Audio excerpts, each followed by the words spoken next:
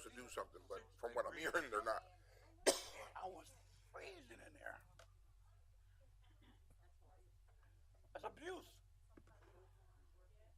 Yeah, but if you remember, we talked about it a long time ago. Well, when we both got on, I still maintain that we're too short on the police department. We only have like 6 people on the ship running the whole city. But they were covering the city, but the crime rate was a lot higher because the city was 60. So how can they make that argument? Well, but if you're not, but you didn't have 100 people commit crime at the same time. I'm talking about on 4th of July. Well, I know we can't let it continue like, oh, Jesus, so stuff. Because this isn't working. How many buildings do we have to move? That's good stuff. Can I ask a question? Sorry. Are you going to go over the parking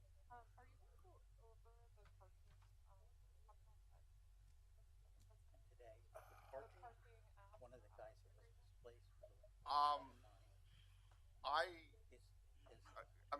There are several things in it that I'm not real happy with. Oh, come on. I noticed a little thing like Lost. April.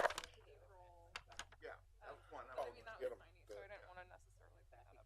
But I was just curious, is that replacing?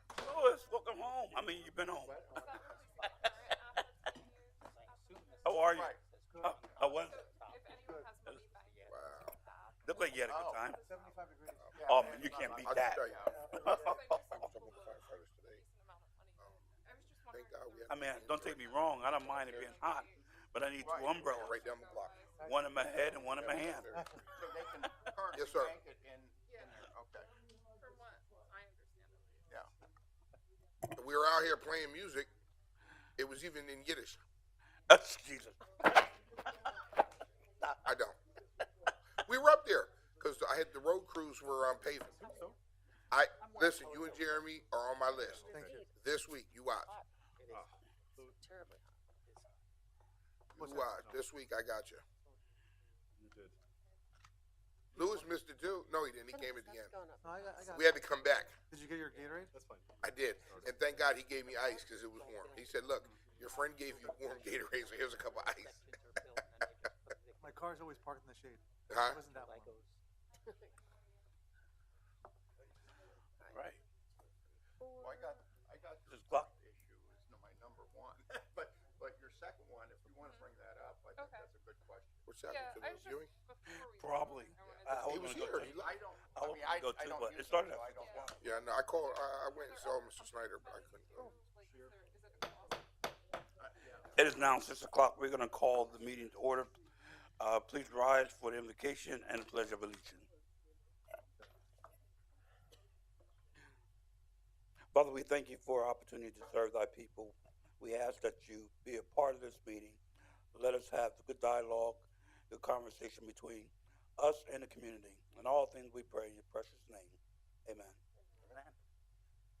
Pledge allegiance to the flag of the United States of America and to the republic for which it stands, one nation, under God, indivisible, with liberty and justice for all. Amen. Roll call, please. Mr. Brown? Here. Mr. Ettinger? Here. Mr. Pinnabone? Here. Mrs. Rose? Here. Dr. Ruggles? Here. Mrs. Sultana? Mayor Panto? All right. Action on the minutes of approval for June 26th. Move to approve. I'm Second. sorry. What you did? Agenda, I'm sorry. What? Move to approve. The agenda was moved by Dr. Ruggles and Second. By Frank? Okay, roll call, please. Mr. Ettinger? Aye. Mr. Pinnabone? Aye. Mrs. Rose? Hi. Dr. Ruggles? Aye. And Mr. Brown? Aye. Action on the minutes, approval minutes for the June 26th meeting. Motion, Fennell. Second. Dr. Ruggles. Roll call, please. Mr. Pinnabone? Mrs. Rose? Hi. Dr. Ruggles? Aye. Mr. Brown? Aye. And Mr. Ettinger? Aye. Thank you. At this time, we have a presentation to council by Mr. Campos and Mr. Martinet. All right, thank you, Mr. Brown. What we're going to do is go over just briefly, a presentation that both Mark and I gave to the quarterly meeting at the Pennsylvania Municipal League. And I think it's pertinent the mayor was present at that presentation, and the three of us agreed that it was good to just review this with you all, and then I'll provide it to you, because there is an action item that the administration is going to be taking, and I'll explain what that is shortly. This shouldn't take too long, maybe between 5 and 7 minutes, so we'll just walk you through it right now. Mark, if you can put it up there. Okay. Wireless, huh? So in essence, this presentation goes through from 2006 to about 2023-24, our timeline, and really indicating how the city has gone from a less than 1% fund balance, which you can see on the left side of the screen. Sorry, you're jumping. Okay, yeah, go ahead. Well, no, I wasn't sure where you were. All right. So this timeline and what we're going to be talking about here, and we're going to be really focusing on about like 4 or 5 slides, but this is in essence some of the points that we talk about when we do this review and when we talk about fiscal discipline. You can see on the left side of the screen up here in 2006, our fund balance, the city's fund balance, was less than 1%. It was 0.4%. That leaves, in other words, that leaves very little wiggle room when you're making payroll, let alone paying the bills, and you don't have much of a savings account. To say the least, back in 2006 and in 2007, the city was in a crisis mode. And if you all can remember, at this time, there was the mayor, then mayor, and then coming in Mayor Panto, was potentially contemplating, that's right, having the state take over the city's finances. That's how drastic things were, okay? So that gives you perspective on where we were. All right, if you go all the way then to the right of the screen on this timeline, in the bottom right, in 2022, the city ended up with a 16% fund balance, all right? Again, when I say you have to pay the bills, we still run a business. So one of our largest expenses is payroll on a monthly basis. So in December, January, and then potentially February, when all of the taxes have been exhausted, meaning all the taxes that were collected in the beginning of the year, we find ourselves really looking at the numbers closely. And having a savings account, having a fund balance, is extremely important. Today, we're not in that situation as we were back in 2006, but we still have to manage carefully. We're in a much better situation.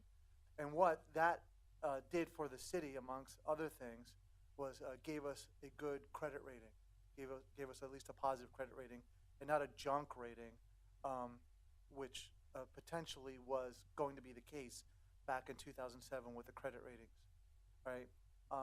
So Mark and I are going to go through just a couple points here, and then we'll talk about what the next steps are. So one of the issues that we have in the city, and I'm just going to point this out, won't get into details, as you all may know, is that we're diverse in our revenue. When COVID happened, a lot of the municipalities, our local municipalities across the state, didn't have the same issues that the city of Easton had. We're, as you can see, we are not just dependent on real estate taxes.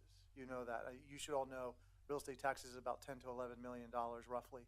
So to make up the total budget, there's an additional $22 million that roughly that we have to make up. So that comes in different revenue sources. Yes?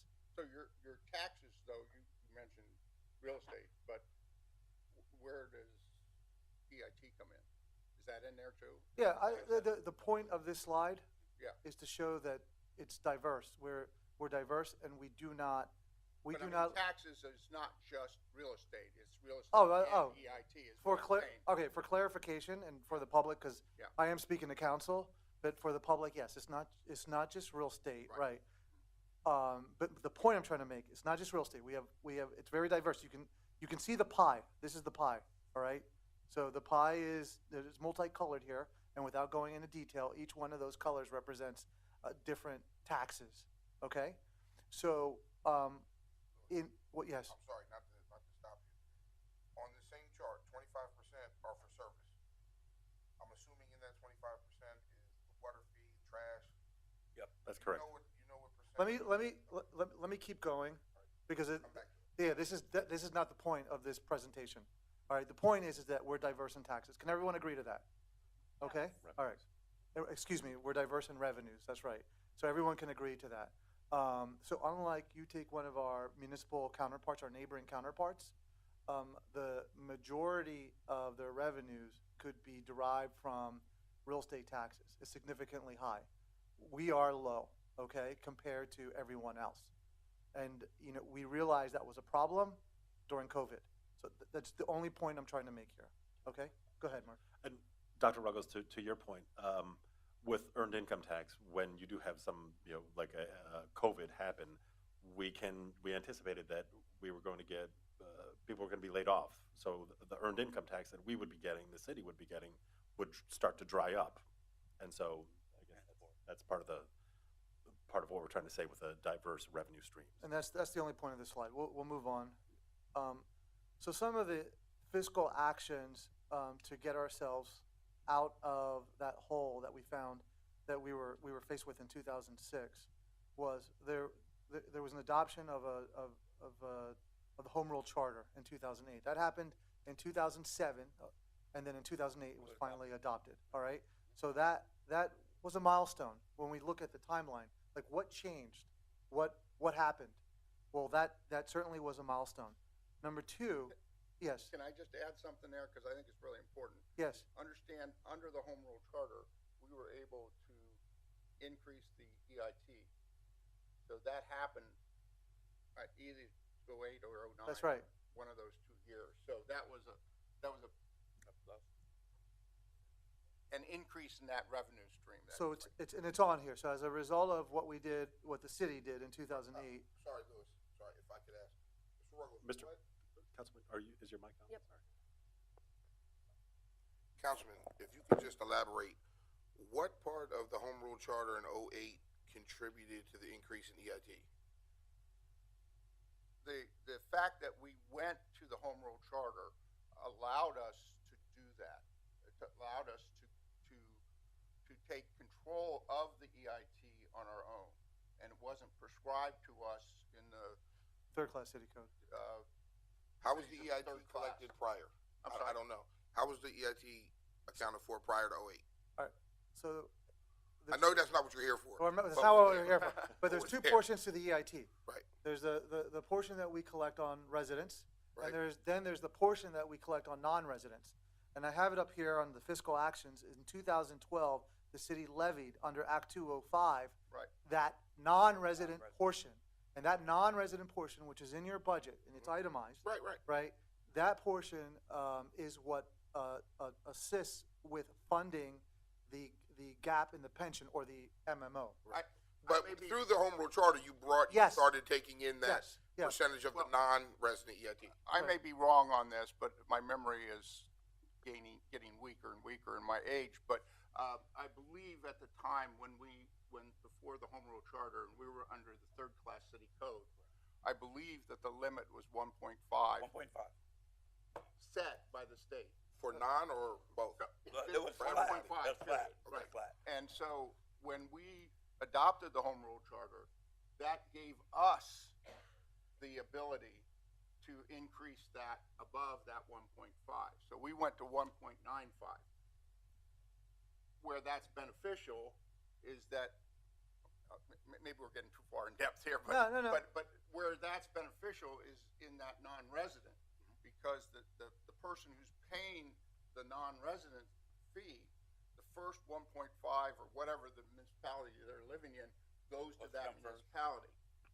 If we're still at 1.5, we wouldn't get anything. Right. Because It everybody goes else away. would. Yeah. So we have So we get the above. the last point here is in 2011, as you can see here. So there's some immediately fiscal actions that the city council took. So in 2008, home rule charter. In 2011, we created a saving policy. Let me fill in the gap between 2011 and 2008 as well.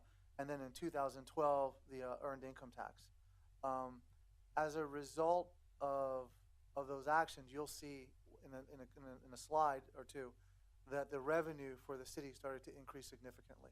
So as much as I'm going to talk about this slide, again, this is also, in addition to presenting this to the PML, we wanted to present it to you all because it's a good refresher, if you will, to understand how we got here. All right, Mark is just going to talk about this slide, which is the MMO pension history.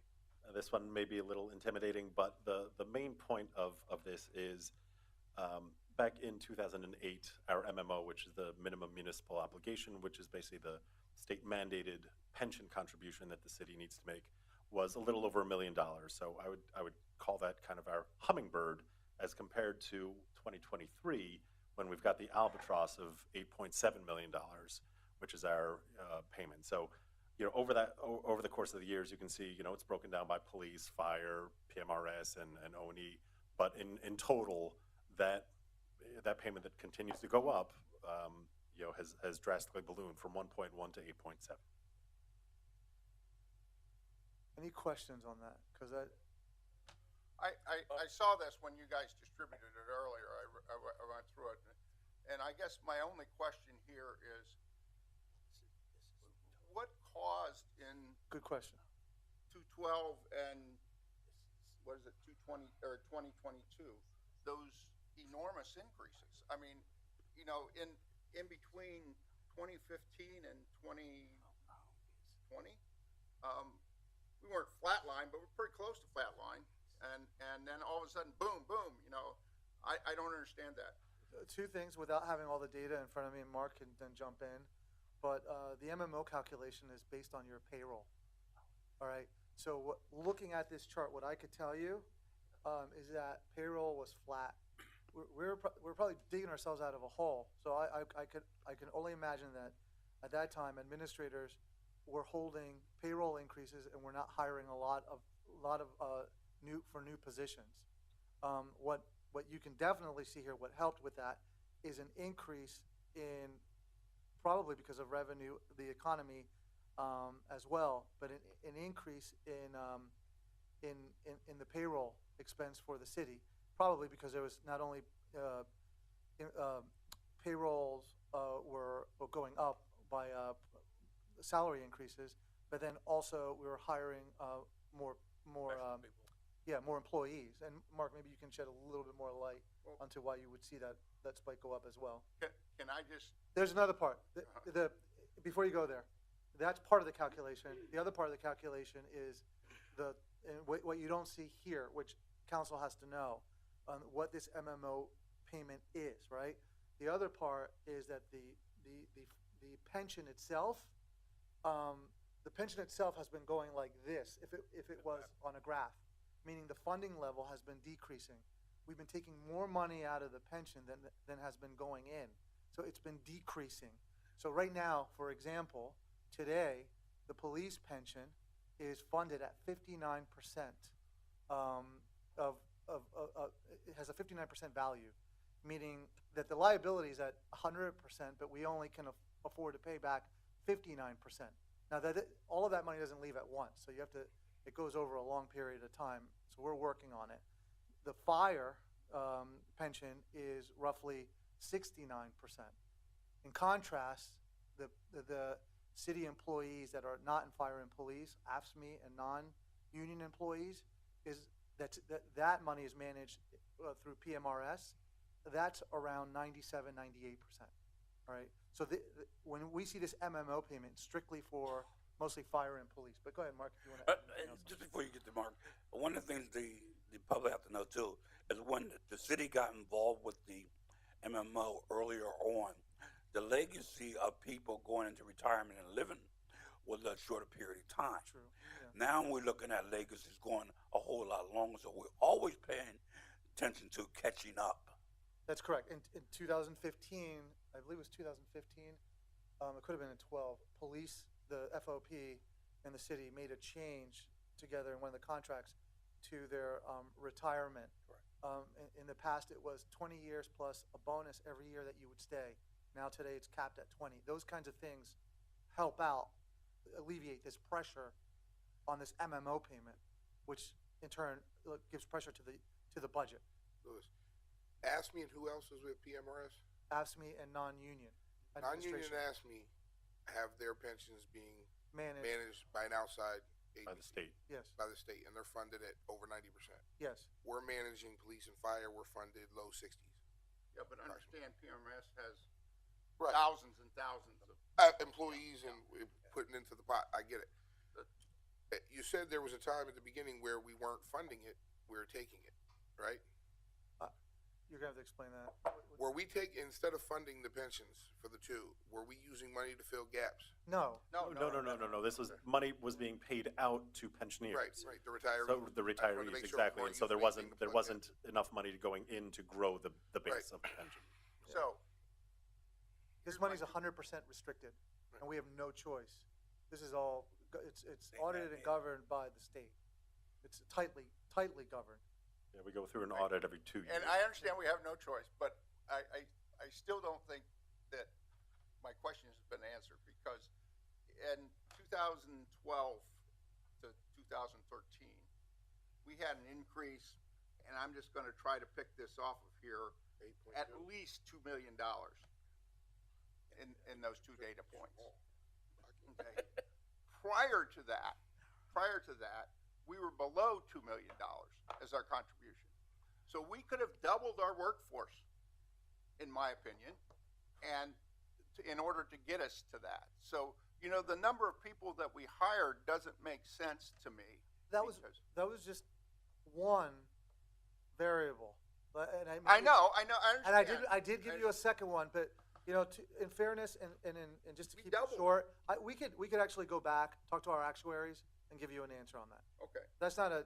But- This but, is I mean- all done by our actuaries. And not that I would want it to happen, but the whole thing that jumped out at me was the fact of between, I'll say 2015 and 2020, we're basically flatline. Okay? Are we? And so Oh, I 2020. I just don't understand why all of a sudden these 2 years we have enormous jumps, while in a 5-year period, 6-year period, we were flat. And they came in and did an MMO in those. Good point. In addition to that, just so council knows, council approves the MMO worksheet, like this calculation. We present it to council before we send it back to the state. So this is always an extremely transparent process. But again, why don't we look at this, and then we can come back and talk about it a little bit more. All this is going to do, Dr. Ruggles, is give you a little bit more of an idea of what happened, because regardless, you have zero choice. Yeah, in this matter. and I agree. And when I looked at this, I said, okay, what happened in those years, and is there any way that we can mitigate that? Good point. And that's all the reason. All right, that's a good point. And you know what? We'll come back and we'll discuss this in committee. But we're going to Okay. move on to the next slide, okay? Mark, you want to talk about this is a brief slide. Sure. So again, talking about revenue, a different view, or I guess historical view of the revenues that we saw on one of the first slides, that pie chart, just showing the breakdown. And the main point of this one is that our tax base revenue, so again, including earned income tax, including real estate taxes, business taxes, etc., that dark blue portion has grown significantly over the 2008 to 2022 time period. The other ones have shifted up and down a bit, but the tax base is really is what's driving the overall revenue. So there's been growth. All right, so the good news is, despite what we showed you before on the MMO, on the flip side, the city continues to grow. So revenues and expenses have been equal to each other. We haven't been running in a deficit. All right, so that's the point of this, okay? Go ahead. Just one other thing, just for everybody out there to know, and just for council, is that our non-resident EIT is specifically dedicated to the pensions. That's right. So while our MMO increased 2012 or whenever that came into play, Go back to that. we generate a little over $2 million a year, as I recall from That's our right. budget. that goes in to the pension fund that prior to 2012 we didn't have. So if we, yeah, so we look at this 8.7 million number, this MMO, out of that, this is a liability that we have to give to the state, comes right out of our budget, right? I mean, as soon as these pension levels get back, if they get back to 100%, theoretically, this is gone, this 8.7 million. So that's the bright spot. And as Dr. Ruggles said, though, when we changed this home rule charter and we had the ability then to create under Act 205 this ability to tax non-residents, it assisted us with this liability right here. Without that, this 8.7, would be 100% on just the taxpayers who live in town. 100%. It's a lot. All right, so we'll move on. All right, so real quick, this is the COVID impact. This was, Go ahead. so no, just when COVID hit, we sat down, we kind of circled the wagon and said, okay, what do we think are going to be, which revenue streams are going to be impacted by COVID? Yep. So if you look at kind of the darkish blue column, forecast versus budget, we had a budget set for 2020. We said, okay, well, we think some of these numbers are going to drop, and so we were looking at a $5 million gap, again, early on in COVID. So, that's kind of the background of some of the next slides that we're going to go through. Okay,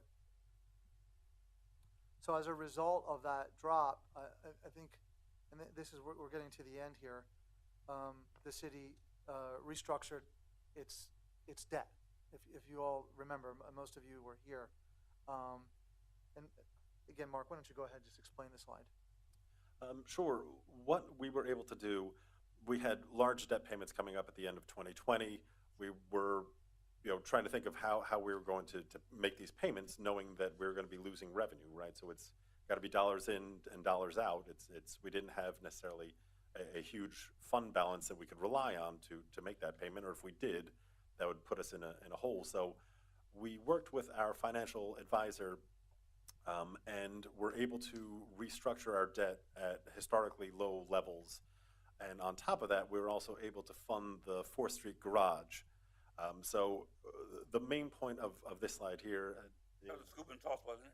I'm sorry? Was it scoop? Yeah, Scoop and the toss, right. scoop and toss. So we were able to scoop out the payment for 2020, push that out, and then kind of shift all of the other our debt for the next several years, for the next 10 years or more, and minimize that. So looking at 2020 to 2030, we had a cash flow savings. So in other words, giving us some breathing room of over $10 million, closer to $11 million. And that's really the point of that. We saved the debt payment of $2.6 million in 2020, $1 million the next 2 years, and then $700,000 the following years. And again, we were able to give ourselves that breathing room and finance a new garage. So, go ahead. No, I just wanted to just clarify something that Sure. you said. You said at historic lows. Relative. Just recognize it was the interest rates were at historic lows. Yes. So Yes, so we took advantage in of our that. refinancing, we were able to capture those low. You only said historic lows, and I Correct. Oh, correct. right, Yeah, right, I right. said There was we were to interest rates. restructure it historically. Yes, thank you. The whole world was trying to refinance around 2020. That's right. It was Yeah. almost. That's right. And Everybody Councilman, trying to it move was that money around. it was almost a no-brainer, but it wasn't unanimous, by the way. It was a good play, though. You guys. It was a good play, right? And it was you had to do it. All right. One thing is before I go to the next slide, Mark, can you go back to the presentation timeline? All right. I have this red circle around this timeline, and I want to note that that is what I call the ARPA bubble. Okay.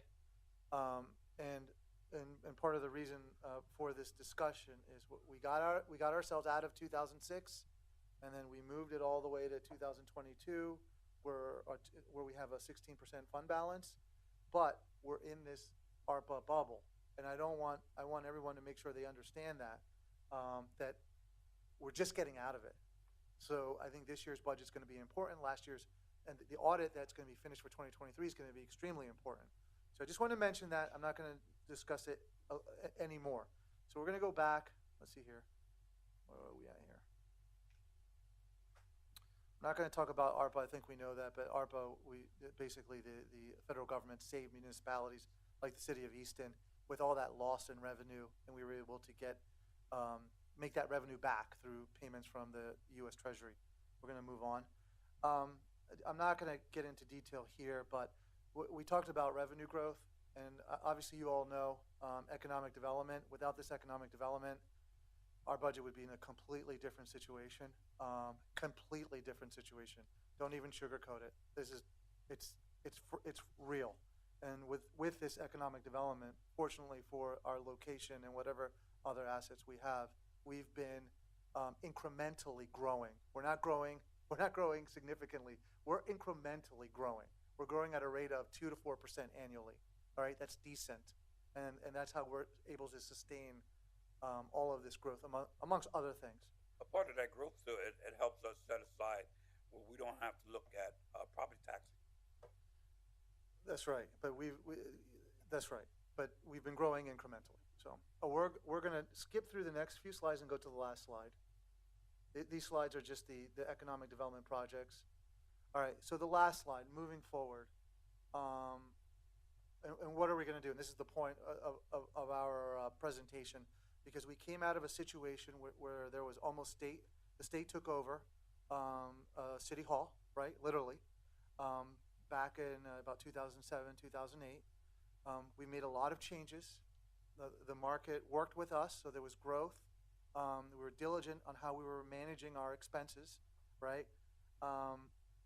We got all the way until now, which now we have another challenge, getting out of the ARPA bubble, which we're slowly getting ourselves out of this particular, fiscal period.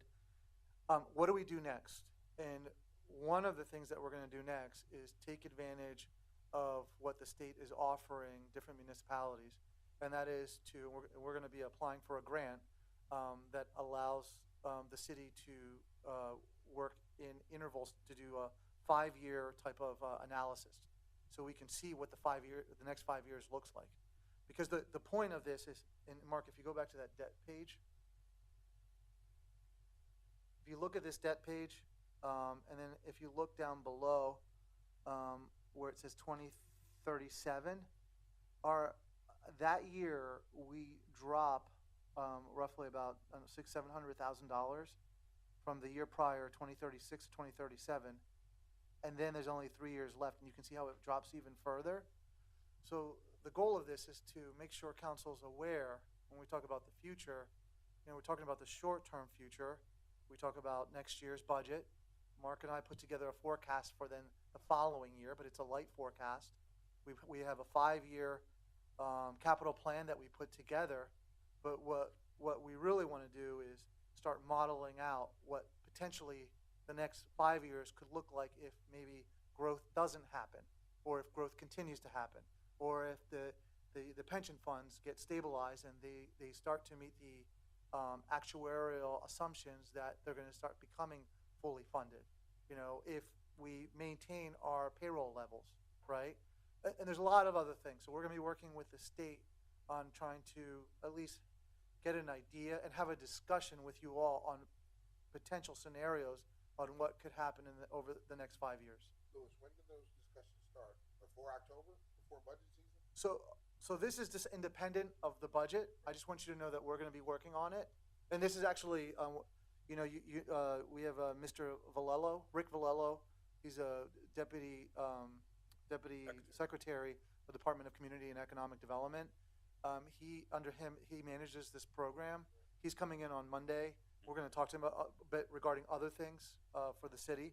But under his program, we'll work on this independently, and we'll be sharing updates certainly with City Council. I don't know if there might be a requirement from the city, matching funds for this grant. My concern is, as you know, the mayor knows, Yeah. Kenny Brown knows, others know. I have concern from year 2028 to at least 2035. So financially for the city. You might. Microphone. So I would like to just see sooner.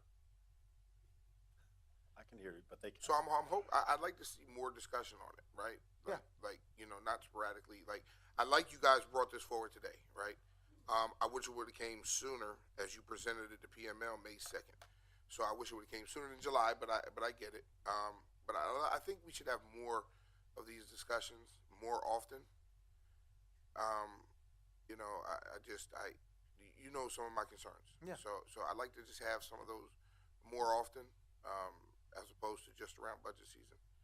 Like more in-depth, not just updates. We get updates, which are great, but more in-depth workshops or what have you to start figuring it out. Yeah, and so that concludes the presentation, and I agree with you. So unfortunately, these kinds of discussions are not overly quick to happen. They happen in like months intervals, and we did want to present earlier, but for whatever reason, we couldn't get on the agenda. Real quick, can you just go back a couple slides? I think you said something about, right there maybe. That additional 3.25 million.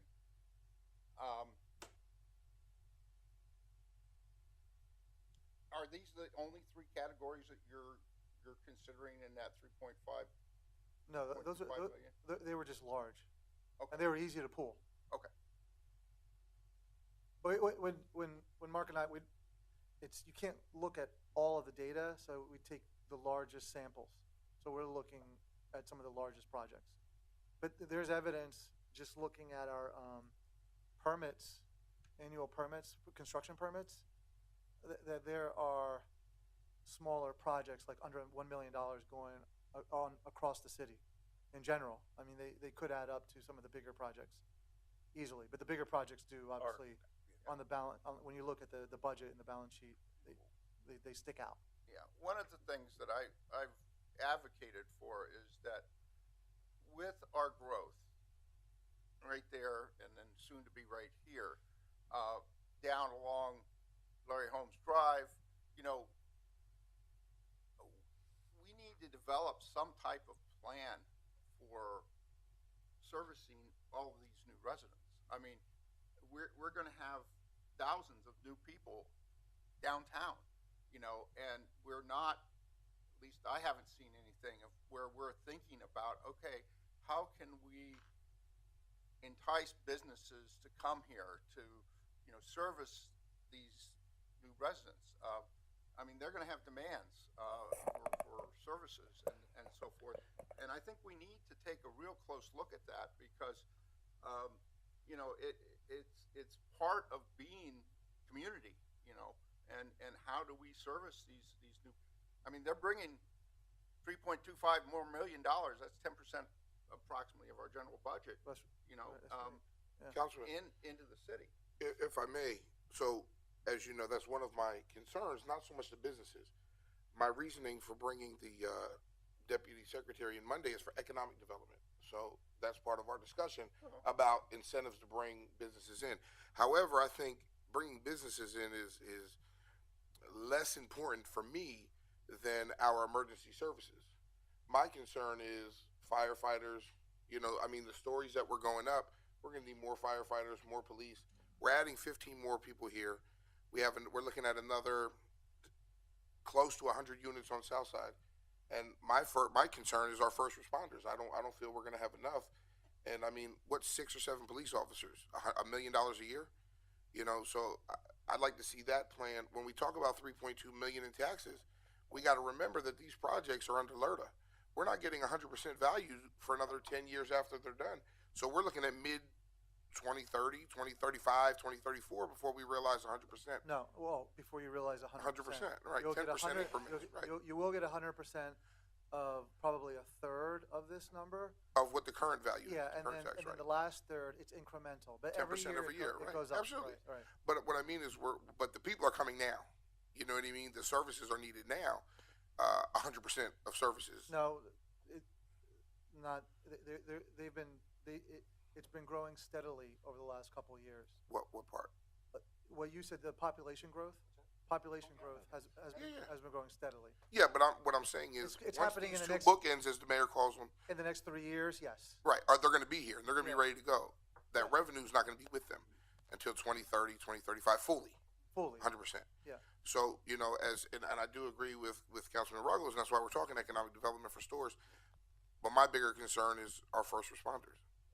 Well, I agree with you, and I said services, and I intended to mean services across the board. But I've been having discussions with both chiefs about, you know, whether they perceive as some of the issues associated with our growth, and I think they're very much aware of it and very much thinking about where they need to be to do this. But I mentioned the business aspect of things because I don't think that we've really thought. Yeah, well- I've not seen Oh, hold on. where we've thought. No.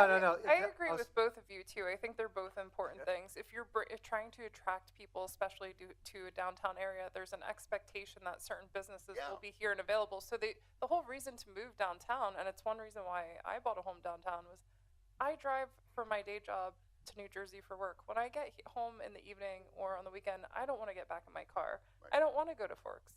I don't want to go to Palmer. I don't want to go to Phillipsburg. I want to just stay down here. And there are things that are missing.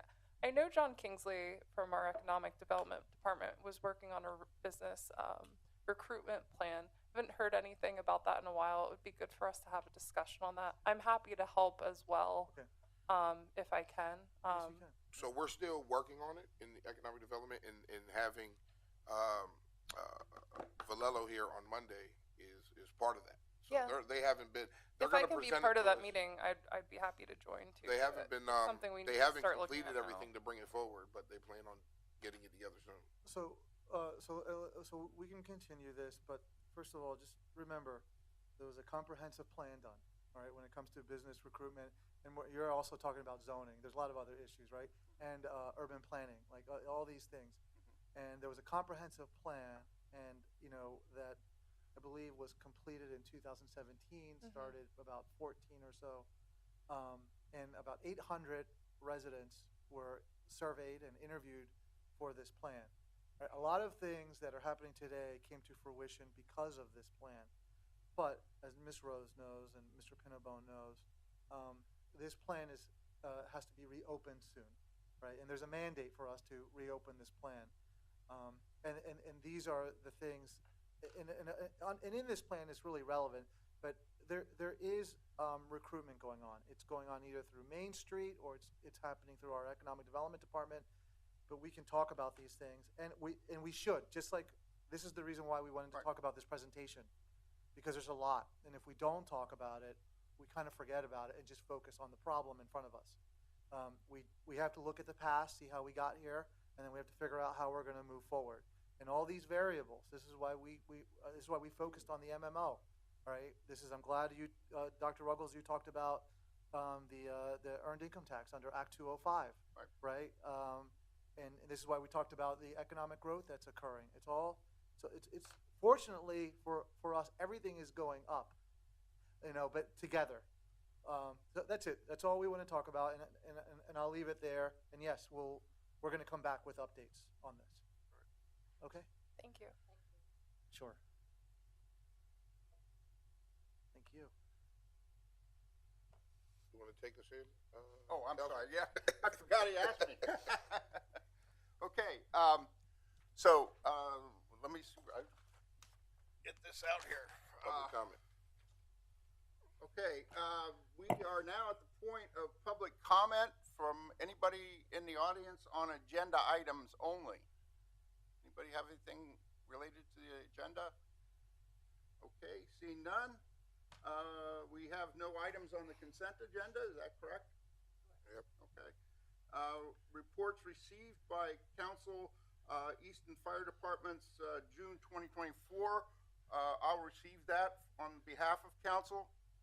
And then we'll move into reports of committees and skip straight to economic development. Thank you, Councilman. Fetterman. A few updates from the RDA. If you guys remember, we acquired a property on South Side on Cole and Cooper Street years ago. It was a fire when I was younger, the Oliver House. RDA acquired it, and the plan passed to build 2 single-family homes and resold for income qualified buyers at 80% below the median family income. The construction contracts have been signed in June, and the permitting process is going on right now. We're going to be breaking ground, hopefully, with no issues at the end of this month. So that's good for more workforce housing coming to the city. Monday that just passed, myself, the mayor, Mr. Campos, members of the RDA and Economic Development, met with Secretary Seiger of DCED in Harrisburg and his team to discuss significant business location opportunities in the city. We did that on Monday. We're preparing to launch a resource development platform to allow other departments and key stakeholders in the city to easily submit requests to our team for funding assistance for key initiatives. We received the $500 grant from the Lehigh Valley Chamber for Delaware Canal Park furniture. We applied for a $7,500 grant on behalf of GEDP for Garden Works Foundation. And we closed 4 grants related to Wood Avenue and the pedestrian bridge worth over $500,000 total in closeouts. Since we didn't have, the mayor told me to bring them here, since we didn't have committee yesterday, it's just updates. So I talked about the home rule charter, opening it.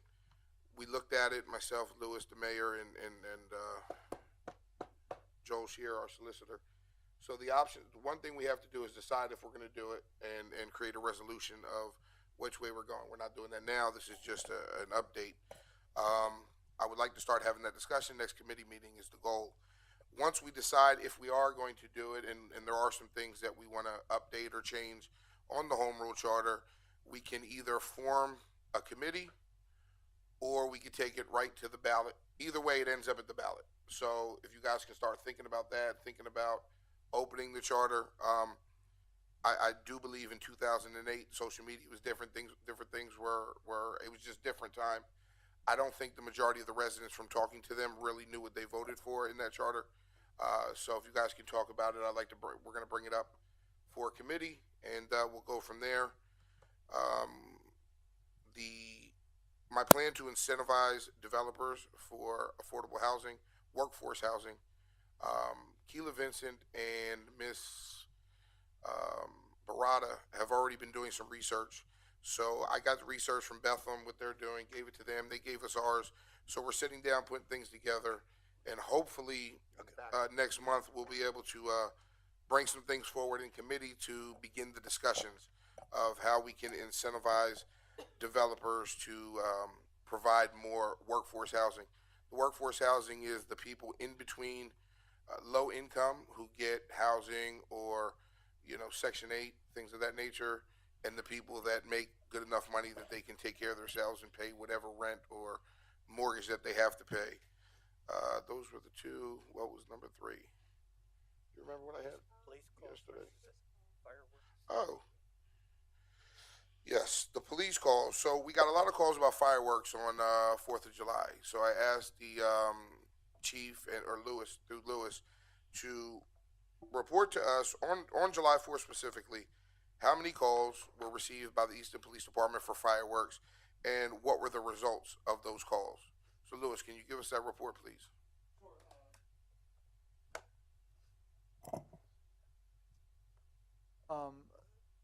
So I asked the police department. They reported that there were 6 calls and no citations that were given. Now, there were 6 calls to the police. The question I have, what constitutes a call? Does it have to be investigated by the police and closed out, or just when the phone rings and they say hello, that's a call? Do you know what constitutes a call? I did not go into that level of detail. Okay. I would assume, and I'm assuming, but I would assume that he's reporting specific fireworks complaints to 911. Okay. I mean, that's how they receive all of their calls. So I mean, I thought that would be, but Right. 6 seems kind of low for the complaints we were hearing about. I mean, through social media. I certainly, not even social media. I was away on vacation. I was getting texts, calls, Yeah. videos. There were certain neighborhoods, I have to say, it looked like a war zone. Like, people were lighting off dynamite sticks. I mean, there's got to be, I know that the state has allowed people to buy fireworks, but I think we really need to have some further discussions about what we can do, and are there other municipalities that are finding success? Do we need to increase patrolling? I mean, I can understand, and I haven't seen, you know, what the results have been with the fire yet or anything like that, and I don't want to make assumptions, but I could see why people think that that might be a possible reason for the fire occurrence, because that block was hit pretty hard. And I mean, Jim, this is your block, Councilman Ettinger. It looked pretty ridiculous that night. People have to go to work the next day. It continues well past the 4th, but we know that week and that weekend is going to be intense. I live downtown. As soon as I hear one going off, the police are usually there, and they're telling people to stop. I hope that, you know, I hope that's happening in other neighborhoods. Again, I don't want to make assumptions. It would be good to probably schedule Chief Scalzo in to talk about it. I've also been told by several people, 2 were in the West Ward, that they have approached their neighbors after 10, 11 p.m. and asked them to kindly please stop. They have to go to work. They have a baby who's trying to sleep. And then they're met with aggression and told to mind their own business. And I mean, it's kind of scary. There's another concern I have, and I know this is more of a county issue that we might have to address. I'm on the neighborhood watch. Mel's here tonight too, who runs the neighborhood watch. I'm the downtown sector leader, and I had someone call me about a disturbance. They were afraid to call the police about something that was going on downtown, so I called. And I shared this with some other council members, probably about a month and a half ago. And I probably admittedly should have raised this concern before. I was tried to talk out, the person I spoke to at the non-emergency line tried to talk me out of filing the complaint, which I have to say, from that experience, I'm concerned that some people have called, maybe about fireworks, maybe about other things, and we're not addressing them, or we're not getting the chance to address them. She was pretty much told me, it's, you know, it was concerning a bar. It was 12 o'clock, midnight. It was a Tuesday night, and I said, you know, the bar's doors are wide open, they're blasting music, and people are screaming outside. And I went out and I confirmed that that was going on.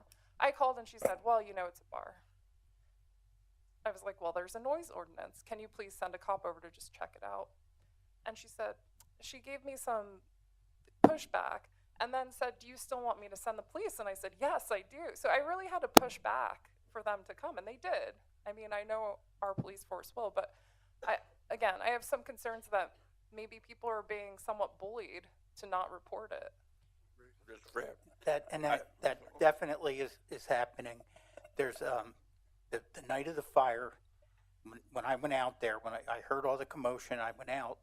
I was approached by the building that was most affected. The owner of the building told me that it was guys on the second deck that were shooting fireworks off to all hours of the night. That I guess the police had spoken to them. They said that they stopped an hour before. So in my mind, it sounds like that's probably exactly what happened. But almost everybody there thought that that's what happened. Because, and the evidence being all the fireworks going off all night. A neighbor witnessed another neighbor shooting Roman candles at somebody's roof, standing in the road in front of his house, shooting them at his roof. The neighbor across the street, one of the women who was displaced by the fire, said she made 3 calls about fireworks complaints, and she didn't get she said a police officer did not respond at all.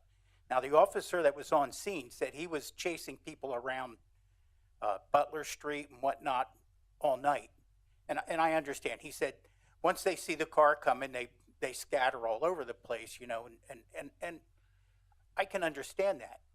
But on my block, the guy behind me was firing, and I have that on video. The neighbor across the street showed me all the stuff landing on my car and in my driveway. The neighbor to the right, it was the one that was shooting the Roman candles at the neighbor's roof, and then those people around the corner. That were 3. It was 3 ongoing things. This went on the whole night. It wasn't a matter of them scattering somewhere else. And we have video evidence of much of it. And, you know, I question 6 calls. I think it had to be more than 6 calls. We could, I mean, I think the best thing to do is bring in PD and then have them go into a little bit more detail. And then we can discuss after digging in, we can discuss like what else you can do, but So Louis, and just to be clear, mainly for our news reporter from Lehigh Valley News, Joel's hiding you. Just to be clear, we haven't gotten the official cause of that fire. So before we have it on Facebook that we know it was fireworks, we don't. There were some other allegations with cooking upstairs as well. We don't know yet.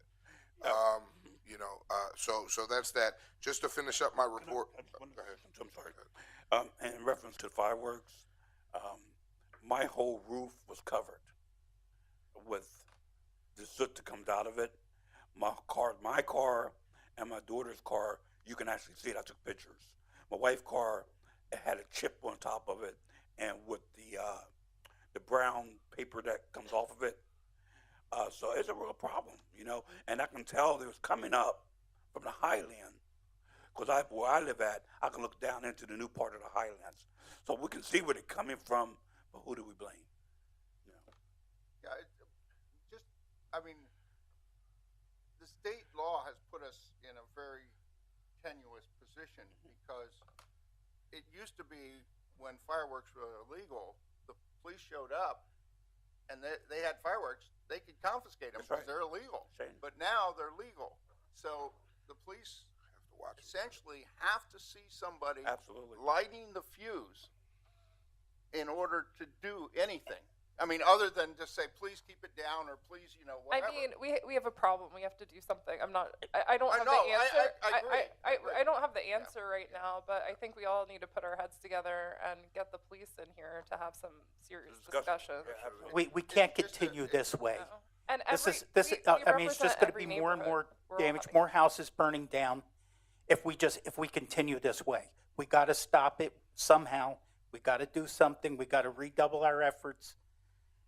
I understand it's not gonna be easy, but if it was easy, we wouldn't have to pay anybody to do it. All right. Just to recap, so when I just want to bring up something positive. When Secretary Siger was here Monday for our meeting, Louis, you can tell me if I'm mistaken. Him and his whole team from Harrisburg were just thrilled with everything happening in Easton. The secretary mentioned bringing his wife and his kids back down for the restaurants and for Crayola. So it was a positive thing to hear the head of economic development for the state sit around the table with us and really just smile, and his team just giving credit. So that's huge to the city of Easton. I appreciate you guys. Lastly, since we brought it up now with the fire and things, Louis, what I'd like to do is have you and the mayor. I was wishing the mayor was here, but there's a funeral tonight. And Joel, I'd like to see us put an ordinance together. When I got to the fire on Lehigh Street early Friday morning, Friday morning. right before I bothered Councilman Edinger. Thanks for that wake-up call. You're welcome. I was an hour If I'm awake, you're awake. How early was it, Joe? It wasn't that early, but he was up all night with the fire, so I waited till 8 o'clock. But the residents that I talked to, one of their biggest complaints, and I saw it at Ferry Street, and we saw it again. I'd like to put an ordinance together where investors, builders, companies cannot approach these people for a certain amount of time to sell their homes. They were hounding these people. They don't know if their houses are gone yet. They don't know if their pets are in the house, and they're hitting them with cards and trying to make them offers on the house. And a lot of people were very bothered by that. I was bothered by it. So I'd like to see, and I don't know legally if we can, if we can create an ordinance, leave them alone for a week. You can't, you can't bother people when they're watching their house burn, making them offers. I think that's an excellent idea, but one of our problems we always have is just like that when we can't catch speeders because we're not allowed to use devices, is that we need enabling legislation that allows us to make certain action. This is a great idea. It really is. It should be a state law that you can't do this and that there's an absolute right to rescind, these transactions. One thing that I did read, which I think is positive, and it fits in a little bit to the type of activity, is that the state is finally looking into legislation to deal with real estate wholesalers. These are the people going into people's homes with these, they're not licensed, Right. And they're making all kinds of proposals similar to that, and to require these people to be licensed. Right. And it's one approach, but that's the most effective approach would be to get the state to do it, because otherwise, we'll think about it. Right, and I know the state but- is the key, but- and especially with wholesalers, I know they're doing that. This is just, which is obnoxious No, and predatory. this would be, But this is, I mean, they're watching. People are coming outside holding their cat, watching their house burn, and they're trying to get them to sign a paper for an offer. it sounds absolutely awful. So I'd like to see us. And I don't know how we, because of property rights, et cetera, on a state basis, whether there's enabling legislation that would allow us to do that. But you bring up the point, it's a matter then of checking to see if there's anything we could do. Maybe I wish we could do our own right of rescission. The state rejected, we tried 20, 30 years ago to do what they do in most of northern New Jersey, which is a 3-day right of rescission on real estate contracts. It would be one, and we have that in the Consumer Protection Act.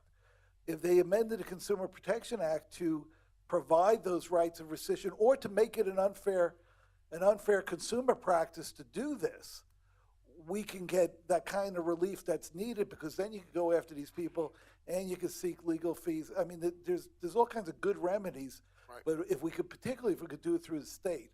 Well, and I get it, but if just to be clear, in the meantime, between time, if we can look at something, because our victims and our residents are being preyed upon, right? So if we can look at something and try to do something, there's got to be something we can do. Joel, I know you're the best lawyer on the East Coast. You can figure something out.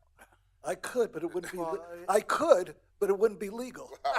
It would be totally. Find us something legal. It would be totally effective, but it wouldn't be legal. That's all I have, Councilman. And thank you, Councilman Penamon. I know that you was going to talk about opening up the charter again. Yeah, we opened that. Yeah, so I wanted to just touch base with May on that. I think it's a great idea, first of all, that we take a good look at it. It's been several years since that charter has been looked at. If we do open up that charter, are we opening it up just for the position of mayor, or are we looking at the whole thing? Right. So next week, or not next week, the next meeting, we're going to bring it up at committee. We were going to do it yesterday. We didn't have a committee for discussion. From what I've heard from other council members and even myself, there's my big concern to open was just the mayor and how it affects government. However, there's other council members here, myself as well, that there's other things in the charter that they feel should be looked at and revised and changed. So the idea would be, if the majority of council agree to open it, then it'll be open for discussions of what we're trying to do. Then I think we have to put a resolution together. We have to go Correct me. committee. Well, no. First, it's a resolution from council. Then we either discuss it publicly and take it to a vote, or we form a committee and then take it to a vote, according to what the charter says now. We went over it with Joel Lewis and the mayor the other day. Yeah, and if I may, the way you would approach it, it's the only way it makes sense for city council to be approaching it, is to use the option 1, which is an ordinance of council containing the full text of the proposed amendment, and that would be effective upon adoption. That's what would then be tendered over for vote. Right. So, but the process, you have to be very careful, especially you start to reorganize the mayors. There are so many provisions that bump into each other that everybody has to really sit down with a photocopy of the not on phones but on pieces of paper, maybe on boards, and go through every single section. And you could do a great amendment that'd probably be 35 pages long, and don't expect the voters to understand a word of it. Well, I don't think the voters understood a lot of what they voted on the first time. So I'm hoping we can simplify it a little bit, just at least when we're explaining it. But as I said before when I brought it up, and I want to say it again, this isn't a quick process, right? It could be a couple-year process before it even goes to the ballot, if it does go and the majority of council want to open it. So this isn't something that's probably going to be on the ballot in November. It's a long process. But I think it's worth it. I think it's worth the discussion, and I think it's worth the public having all the information, getting a chance to vote on it. I will say that there are the home rule charter. It is in certain areas. There are some gaps, and then also operationally, some sections just don't make sense with the reality on how we do business. So from that aspect, it's definitely a good exercise and B, good idea. I think it's good to have the discussion, but I think there's also, and I'm not saying either way, I think I'd like to have the discussion. I don't know personally how I feel about it yet. But there also may be an opportunity if we don't change the charter to update it from what I understand as well. Right, no, that's what, and, Councilwoman, that's what we're talking about. Like, that's, when I say that, that's exactly what I'm talking about, because regardless, that takes an act of, it has to go to the ballot. Right. So if I want to change. Even updates or changes, we have to go to the ballot. I mean, the capital improvement plan, it says that the administration needs to present that 2 months before the budget is actually due. That makes zero sense. Mm-hmm. 0 cents. I'm telling you, Yeah. from Right. an administrative standpoint, it's either after or in the beginning of the new year. Right. No, I What agree. makes sense. Plus, that one piece we're going to add that you mentioned about every council meeting, the mayor has to provide steak dinners for the council. That needs to be added back in there. I'm a vegetarian. Discretionary. Yeah. Discretionary fund. There's no meat in such a provision. You can do it now. Just do it. Yeah, but he's not volunteering, so we have to put it in there. That's all I have, I Councilman. guess I Mayor. came about 5 minutes too early. Yeah. I have no report underneath mine, Mayor. Would you like to continue?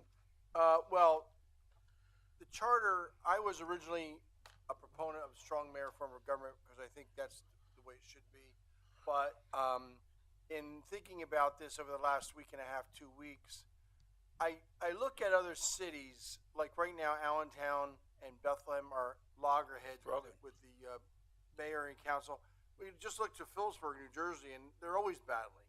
And we haven't had that for 17 years, and I think that has to say something about it. And the charter was opened primarily for economic reasons back in the early 2000s. I mean, and ideally, we wanted to tell the state, go to heck. We don't need you anymore. We'll go do a home rule charter, and we'll get away from the third-class cities code, which limits us in the way we can raise money. I still think we have way to go for that. Under my report, you'll hear about the state in cities only deals with curb to curb, but in townships it deals with right of way. So right now we have a situation, I may as well say it now, where the retaining wall on Route 611 North is falling apart. It's holding up Route 611, which is a state road, but they want us to pay 30% of what could be a $20 million project. And I just don't think that's fair. But when you get to Forks Township line, it's already covered. So I think there's a dichotomy that exists where for some reason they think cities have money and we're doing all the care for the affordable housing, the care for people with low income and fixed income. And why should we be different than the townships that have, all the wealthy people out there? So I will look at it. I think it's worth opening and discussing it. But as a member of the Charter Commission, I can honestly say I voted against the charter as a voter because I didn't like the form of government. But the more I serve in this, and I'm done, this is my last term, so I can say this, that I really believe that the mayor on council works. And it's worked for 17 years really well. There's more collegial between the mayor and the council members instead of just being at odds all the time. Mayor, if I can ask you a question, only because that came up. I was speaking to former mayor, I think he wasn't long, McFadden. Oh, yeah. And we talked about that. He said the same thing. It brings harmony, if you will. Yeah. And if you could explain to me, because I don't see it. I mean, I see the harmony. But if we wanted to argue and battle and just go head-to-head like other unfortunate municipalities do, we can still do that in this form of government. Like, we can still battle each other, disagree, and be disrespectful. I don't think it's the charter that And some are. keeps us right. I don't think it's that keeps us respectful. I think it's, we're pretty much all on the same page. Everybody wants the same thing. I don't think it's the charter keeping us respectful and not fighting. What? I think it's just to go back. I mean, I think one of the things that I'm going back to before we had the charter, and before our current mayor was mayor. right. And many of the council meetings that I went to, the mayor wasn't even there. No, Right. he didn't have to You show know, up. Right. and I think that's one of the advantages of having the mayor on council, because the mayor's there is a member, Right. and is one vote, but is one who can express their opinion along with the opinions of everybody else, and you have that dialogue. If the mayor's not there, if he's not even in council meetings, Done in the conversation. then that's what forms that rift. You know, But I think to that point, and you're right, and because I did the research and I talked to council members that were there at the time. Councilman Brown is one, so they have the insight.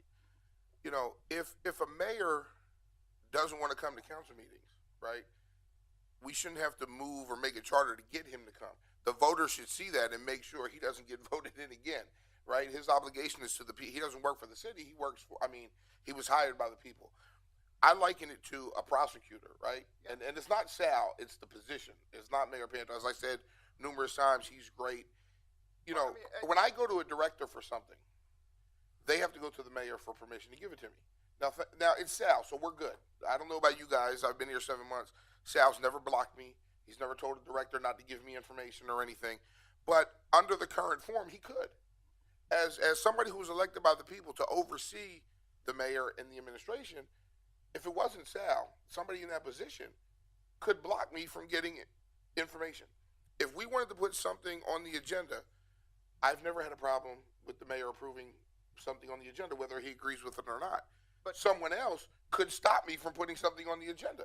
Well, They could block me from putting it on the agenda. Let me just add, it's a little bit more involved than that, because the way the government's created, the city administrator works in tandem with the mayor. With the mayor. Right. So I really look at the charter very closely, including the duties of council members. And one thing that and the mayor could attest to this, that I hold highly, is that council members do not ever get involved in personnel Correct. discussions, ever, never. It's not in your world. Doesn't work. Okay. For one, you're part-time employees. All right. Even though you're elected, you're still a part-time employee. And number two, the charter is really clear. You do not oversee personnel items. You know, you do when it comes to the budget. There's an overlap, but there's a fine line. But let me finish, because I'm not talking about personnel. No, so to your point, when this comes up, it's not just the mayor. I just wanted to clarify that. Right. It comes It's you as well. It comes to me. Correct. So Then what I do, because the charter says this, and this is where my predecessor and I disagreed. Right. I go to the mayor, and I always go to the mayor, right? And I say, this is what's going on. And immediately him and I have a discussion. Correct. And then, and the charter is really clear. It's always with the consent of the mayor. So let me just say, I apologize, Louis, because you're Yeah. right, and I didn't mean to take you out of it, right? I didn't No, mean to. yeah. You and the mayor. But my point remains the same. You and the mayor essentially could block me. I was elected by the people. There's 30,000 residents in here that I'm responsible for, right? If the people come to me, like Davis Street, right? We made a change to Davis Street. The people wanted that. I brought it forward. Now, I have a good city administrator, and you know, it's not just because you're here. I would tell you if you were bad. You've been a few times. But you and Mayor Panto have been good. So, but you could have blocked me. You could have said, no, you're not putting that on the agenda, because the mayor, as the president of council, sets the agenda and approves the agenda. But It does. somebody is going to be the chair of council, and whoever's the chair of council is going to set the agenda. And if you're not chair, they can block you. They could. You know? But here's how I liken it to, and I'll move it on. I look at the mayor's position in the charter like a prosecutor. He gets the case, he builds the case, he goes to court and prosecutes the case. Then he jumps out of his chair, goes sits next to the judge, and votes on the case he just presented. We have three forms of government, and we have one position overseeing two of them. The only difference. It doesn't make sense. Well, the only difference in that analogy, and I'm sure you know this. Why it's not judicial? No. I get that part, but I'm saying There's one judge. There's 7 of you. there is. But the person in the mayor's position who works with the administration, who brings the ideas or brings the agenda forward, then gets to sit with us to lobby for that vote in executive session or on the table. I'd rather the mayor, and I know a lot of people disagree with it, give him his veto power if he feels that strongly about it. But I don't feel he should vote. When you talk about we don't get involved with personnel, I don't have a problem with that. I disagree with it, but I'm okay with it, right? Because that's the way the Just procedure the, goes. just the charter. No, I know, I and just follow the rules. yeah. And I don't bother it, but I disagree with it. And I'll tell you why I disagree with it. You are the administrator. You are the director of finance. You're the solicitor. The people didn't choose you. If I ask the people who's the mayor, who's on council, they know names. If I say who's the city administrator, who's the head of finance, they have no idea who I'm talking about, right? We answer to them. On the school board, the superintendent was there, president of the school board, and then the school board members. When we had negotiations, there were school board members in on that. When we had personnel, there were school board members in on that because we represent the interest of the taxpayers. The way it is now, and I'm not arguing about it, but the way it is now, if you think about it, we're blocked out from a lot of that stuff. The electorate, the people appointed us to represent them. We can't represent them if we're blocked from numerous things. I would ask then the council members who have the experience, you have to ask yourself, how did we get to this point? I was going to say that. All right. Well, I've And there seen must it all. and that, Frank, and I'm not, and I agree with you. I'm not, No. I don't listen. I could go anywhere too. I'm easygoing, so Yeah, I would get along in any form of government. I think but, so. But the thing is that how did Easton get to this point? And that's why in my presentation, how did we get to a point in 2006 when we weren't investing in the city and we depleted our funds? Here's what somebody asked me. We were That. under a form of government where the Right, where a and the strong mayor form. Yeah. Here was my answer to that because that was asked of me. And I also spoke to other council members who think the charter should be opened up and changed. Back then, internet isn't like it was, right? Government historically was not transparent like it's starting to be now or like it is more now. People didn't know. Government was doing whatever they wanted. Public didn't know. They were voting and they were left in the dark the rest of the time. Times have changed. So we had people, elected officials, administrators, that were just coming in and promoting their own agenda. And the public didn't know. The public, we live stream videos now. We're live streaming committee meetings. We're live streaming board meetings. We have social media. You have groups that are involved. It's very hard to cover the voters' eyes, cover the residents' eyes, and do things behind their back. It was a whole different time. 80s, 90s, and 20s. I mean, you had, I'm in 20s, 80s, 90s, early 2000. I mean, you had people that just, and you're still always going to have people that are in it for themselves. But I think there's more transparency now, and it's easier to be transparent. It's easier for the people to have a pulse on what's going on and to oversee their elected officials. That wasn't like I would that back then. disagree that we're more transparent. What social media has allowed you to do is put erroneous information on, and then it gets out there like it's real, like it's fact. But you could also put truth on it. Depends on who's putting it Well, out there. the dangerous part about that, if any one of us council members who put information out there on the web, and that becomes law for us to the public, and that's accountable. That's accountable. The other thing I wanted to say real quick, if I forget here, going backwards, I've seen it all. I've seen it when that form of government was in process. It was horrible. No one had respect for each other. No one had respect for what they were charged to do.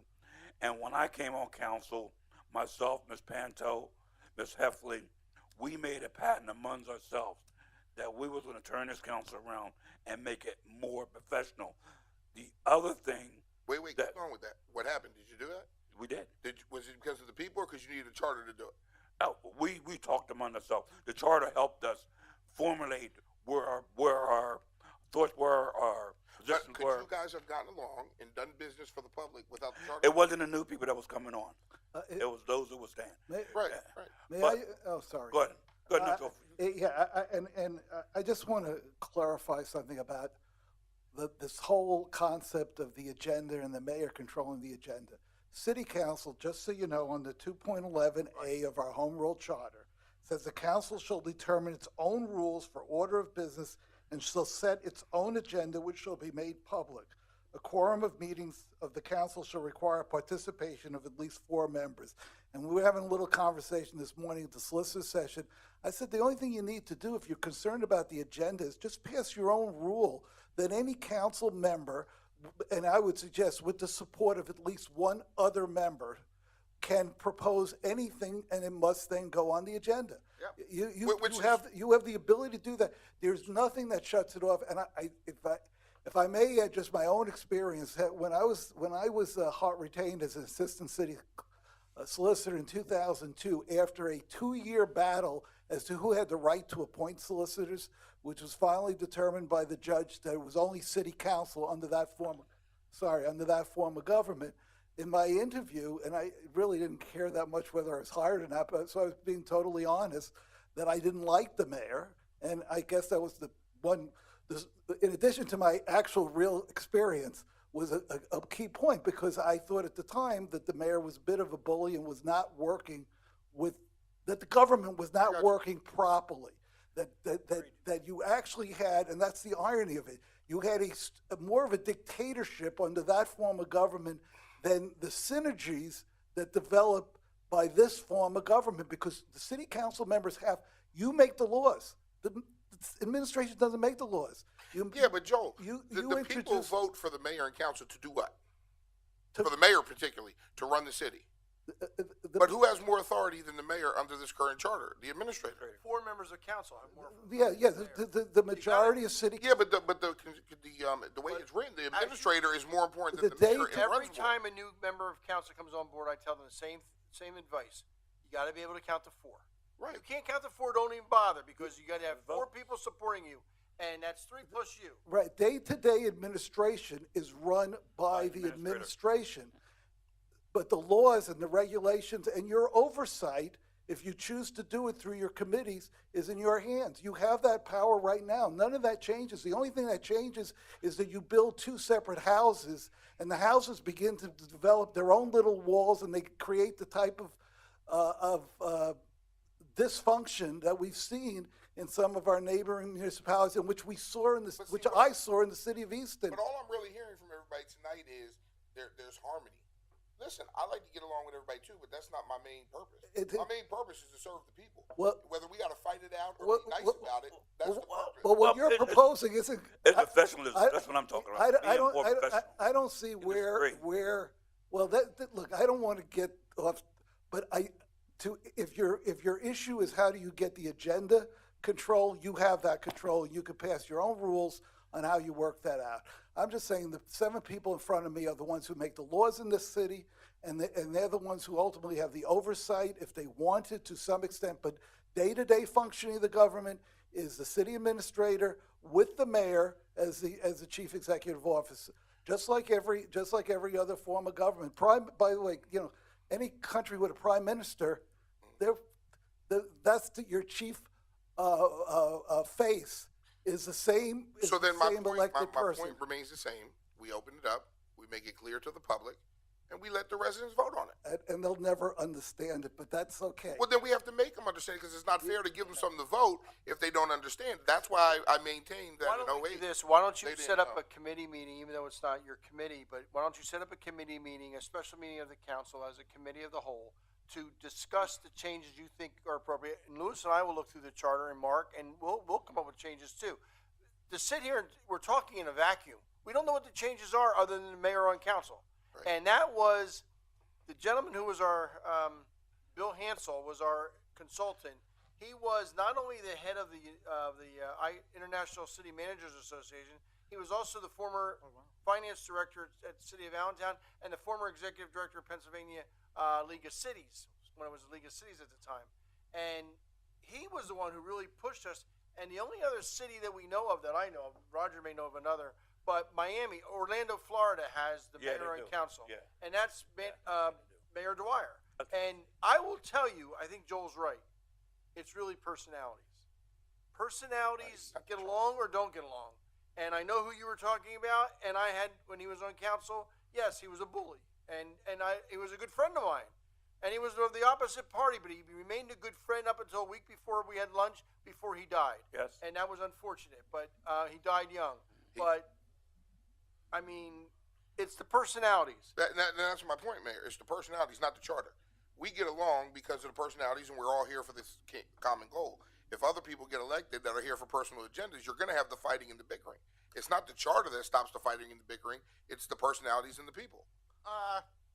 Well, I don't agree with you. I think that. But Roger, I can fight you and be disrespectful at every meeting under this charter. So it's not the charter stopping me; it's because of the people.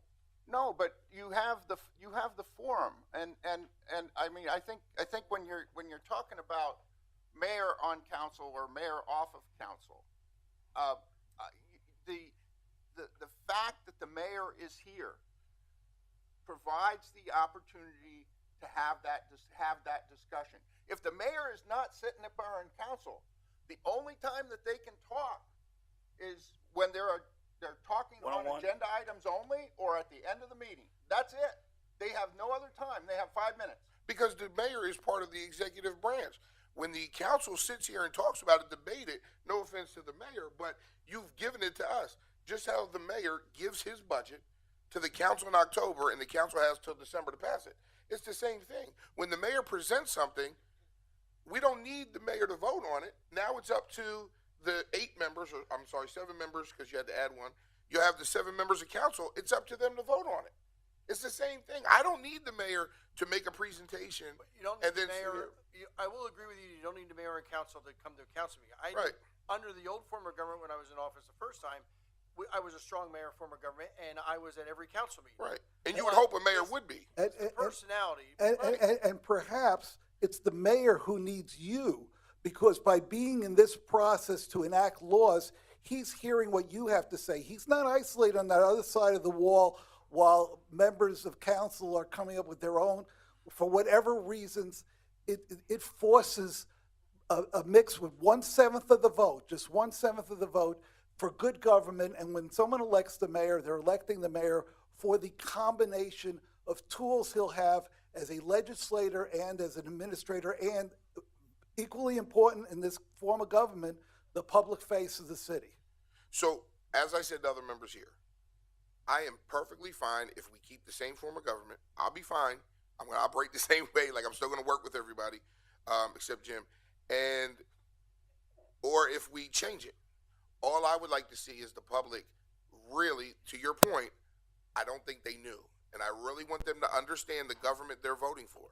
Whether we have to do 20 public sessions over the next 2 years, 100. I want them to understand and make the vote. Over the And last, however they I will voted. tell you that I would think last people 17 do years. understand, yeah, though. I don't think we should assume that everyone's ignorant. So not everybody, but all the people I spoke to when I knocked on doors were, and I'll tell you, were upset about it and didn't know, and they didn't know about it. And when they voted on it, they didn't know. But I mean, there was a majority that voted for it. There was. I still maintain, because the people that I've talked to during the campaign, I didn't come up with it because I can operate and get things done in any form. The people I spoke to didn't truly understand it. Campaigning, South Psychology or West Ward downtown, they didn't really understand it. And the majority of them, and if you see my post on social media about it, there wasn't many that disagreed with me. I think it is a good idea to set a time to discuss this in committee, and as Mayor Panto had brought up, bringing up things that are not working. And I think that's a good starting point, because I mean we can go back and forth all night here, and Well, as I stated, is a it'll be on vacuum. the next committee meeting at Yeah. the end of the month. no, I mean I think Yeah, I would it'll be welcome there. that discussion, Yep. and we can continue the conversation. But I think we need to have some type of proposal versus back and forth and bring up all different pieces of it right now. I mean, when Roger and I were on the Charter Commission, we thought that we would save the money from the city residents by utilizing the internet. And then we find out that we can't. We have to pay public notices for every meeting that we have, and that they're very expensive. Why are they expensive? Because the papers, not Lehigh Valley News, but the papers know that we have to do that. So every municipality has to put in a legal notice. And the internet is only as good as the state law allows. And I'm on this against the state law right now, because they treat cities differently than they treat other municipalities. That's not right. Well, Mayor, if there's no other comments, I am done with my report. And I have no report on mine either, Mayor. Yeah, we said your Yeah, I don't have any report. Okay. So we're picking up a planning, Mayor. All right. Did we do affordable housing and police calls? Yeah. Yes. We're on planning and code. Here, Crystal. Planning and code. Rose. Councilmember Rose. My update's brief this week. The next zoning hearing board is next week on July 15th at 6 p.m. in this room. There are 9 requests on the agenda, which is available on the city's website. That's the only update I have. Thank you. That's a lot of hearings in one night. It is. It's going to be a long night. Hope to see everyone there. Public Safety Committee, Councilmember Ruggles. Thank you. Just two things. First of all, I did meet with the police chief this week. I'm sorry, I did meet with the police chief, but I'm talking about the fire chief now. I met with the fire chief also, and they have in their reporting system capacity of doing a system where people who have, I'll say, special needs or special situations at their residence or at their business, doesn't matter, where they can come in and register on this site. And what happens if they register, if a call comes in from their address to the 911 center, when the fire department is dispatched, right in the cab, all of these special situations come up right on the screen. So the firefighters, when they arrive at the scene, know all of this information. It requires individuals to post that information, but and I know I wasn't here, but we talked about kind of the reverse of how the city was getting information out. This is kind of the reverse of trying to get information in that we can use to make it better. So I asked the fire chief to come to a committee meeting just to demonstrate this. I think what we're going to try to do is actually do it, and we're going to place a 911 call just to demonstrate the technology, and when it comes in, we can see exactly what the firefighters will see as they're in their truck and coming out. So, Roger, didn't you guys just, Councilman Ruggles, sorry, didn't you guys just, I was at the fire department, I don't know, a couple weeks ago. They have that big screen TV. When a call comes in, it puts everything up on their iPads and on the TV. Mhm. And you guys just started that, right? Wasn't that new? That's new technology? It's not new, but it's probably a year old. Oh, it's a year. yeah. That seems really useful. Yeah.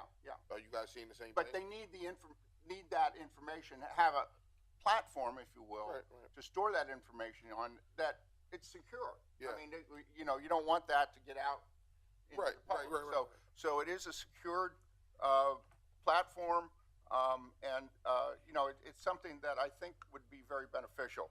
Just a quick question. Is that for household? Yeah, or the Both whole- households and businesses, both, yeah. It's whoever they respond to, right? Number So, of children, number of pets. yep, number of children, Person pets. handicap. Handicap whatever you accessible. want. I just sent a report every quarter to the fire, and at least when I was at Salamander. That's great. Exactly. And there's there's a form that they fill out. So it's not like, oh, I have to make this stuff up. It kind of guides them through what's there. The second thing I wanted to report on, I just finished the second day of training on the LiDAR system. We have 4 police officers who are participating in this training, and today they did a scan, processed the data, and I can tell you we did a scan outside the back of the police station in that parking lot out there, and the scan that they processed looks like a photograph, and you can look at it from any direction you want to look at it from. And we did a crime scene today in their training room, and had shell casings on the floor, had fake weapons on the floor, but you could identify each one. The pistol that was on the floor, we from the LiDAR, we can measure distances. We measured the length of the barrel, and we got 7.14 inches. He measured it, and he says it's 7 1/8. That's 7.125. So we were off by about 3/100ths or 4/100ths of an inch with the LiDAR measurement. So maybe we could get that fixed, Roger. But just to let you know, I think once we get it up and get it in place, we will have, I don't know if council's aware of this or not, but we were also able to get a grant to purchase a van. Yes. And so there is a brand new electric van that we purchased that is will be their van that they take to any investigations that they have. And so all of the equipment will be stored in that van. The advantage of it is that it has 120 AC output. They can plug right into the van, whatever they want to plug in, any devices that they have or anything like that. And it is out right now getting retrofitted with a counter in the back, seats, television screens, the whole bit. So once everything gets in place, I'm planning on trying to coordinate a press conference for this. I talked to Bob Freeman, and I said, "You think the governor would like to come?" And he goes, "He might." Nobody in PA has that but us, right? In Pennsylvania, I'm sorry? we're the only ones in Pennsylvania with it, right? Yeah. Here it comes. And as far as I know, I don't know of anybody else. And I think the last time I looked, there were only 4 police departments in the country Right. that have it. And He so, should want to see it. yeah. And so, it's incredible technology. So anyway, that is really moving along. And, it's, I would say, 10 times easier than the first LiDAR that I worked on. It is very, very easy to operate and process. So, and that's all I have. Thank you, Dr. Ruggles. Public Works, Councilmember Ettinger. Thank you, Mayor. Just a couple of things. We had the discussion about the fireworks on the 4th of July, and everybody talking about all the activity out there. But another thing that we failed to notice, my grandson is now summer help with Public Works, and I asked him. I gave him a ride home on Friday, and I asked him what he did that day, and he said pretty much just cleaned up all the fireworks that were all left all over everything.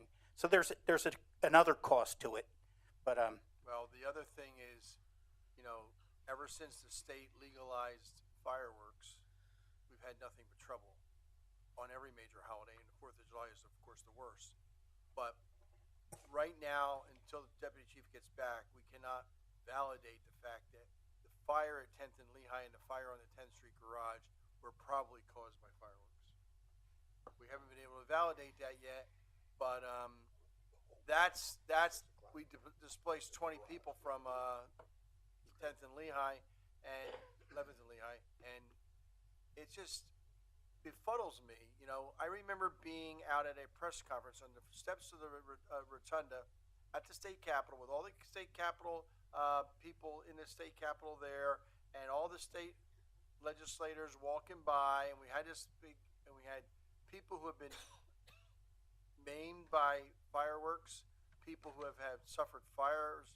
At that time, we didn't have any. They were all out in the western part of the state, and we got zero attention from the state legislature. And we are a commonwealth, so many of the things that we do are state affected. We don't control our own destiny, and that's something that this charter has done. It has basically given us home rule charter means that we basically have quite a few more abilities than we did under the old third-class city code, but the law is that state law still preempts local law. So even if we pass a law like we have to outlaw fireworks in the city of Easton, it means nothing because they're legalized. So what happens is when a police officer goes to a building in a neighborhood where there's firing, unless he sees the person lighting the fuse, there's nothing they can do.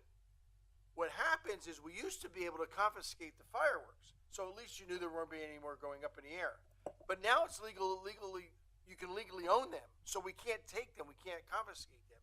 But the public doesn't understand that the state law preempts local law, and the local law is when the state law passed the legalization of fireworks, they said not within 150 feet of a occupied structure.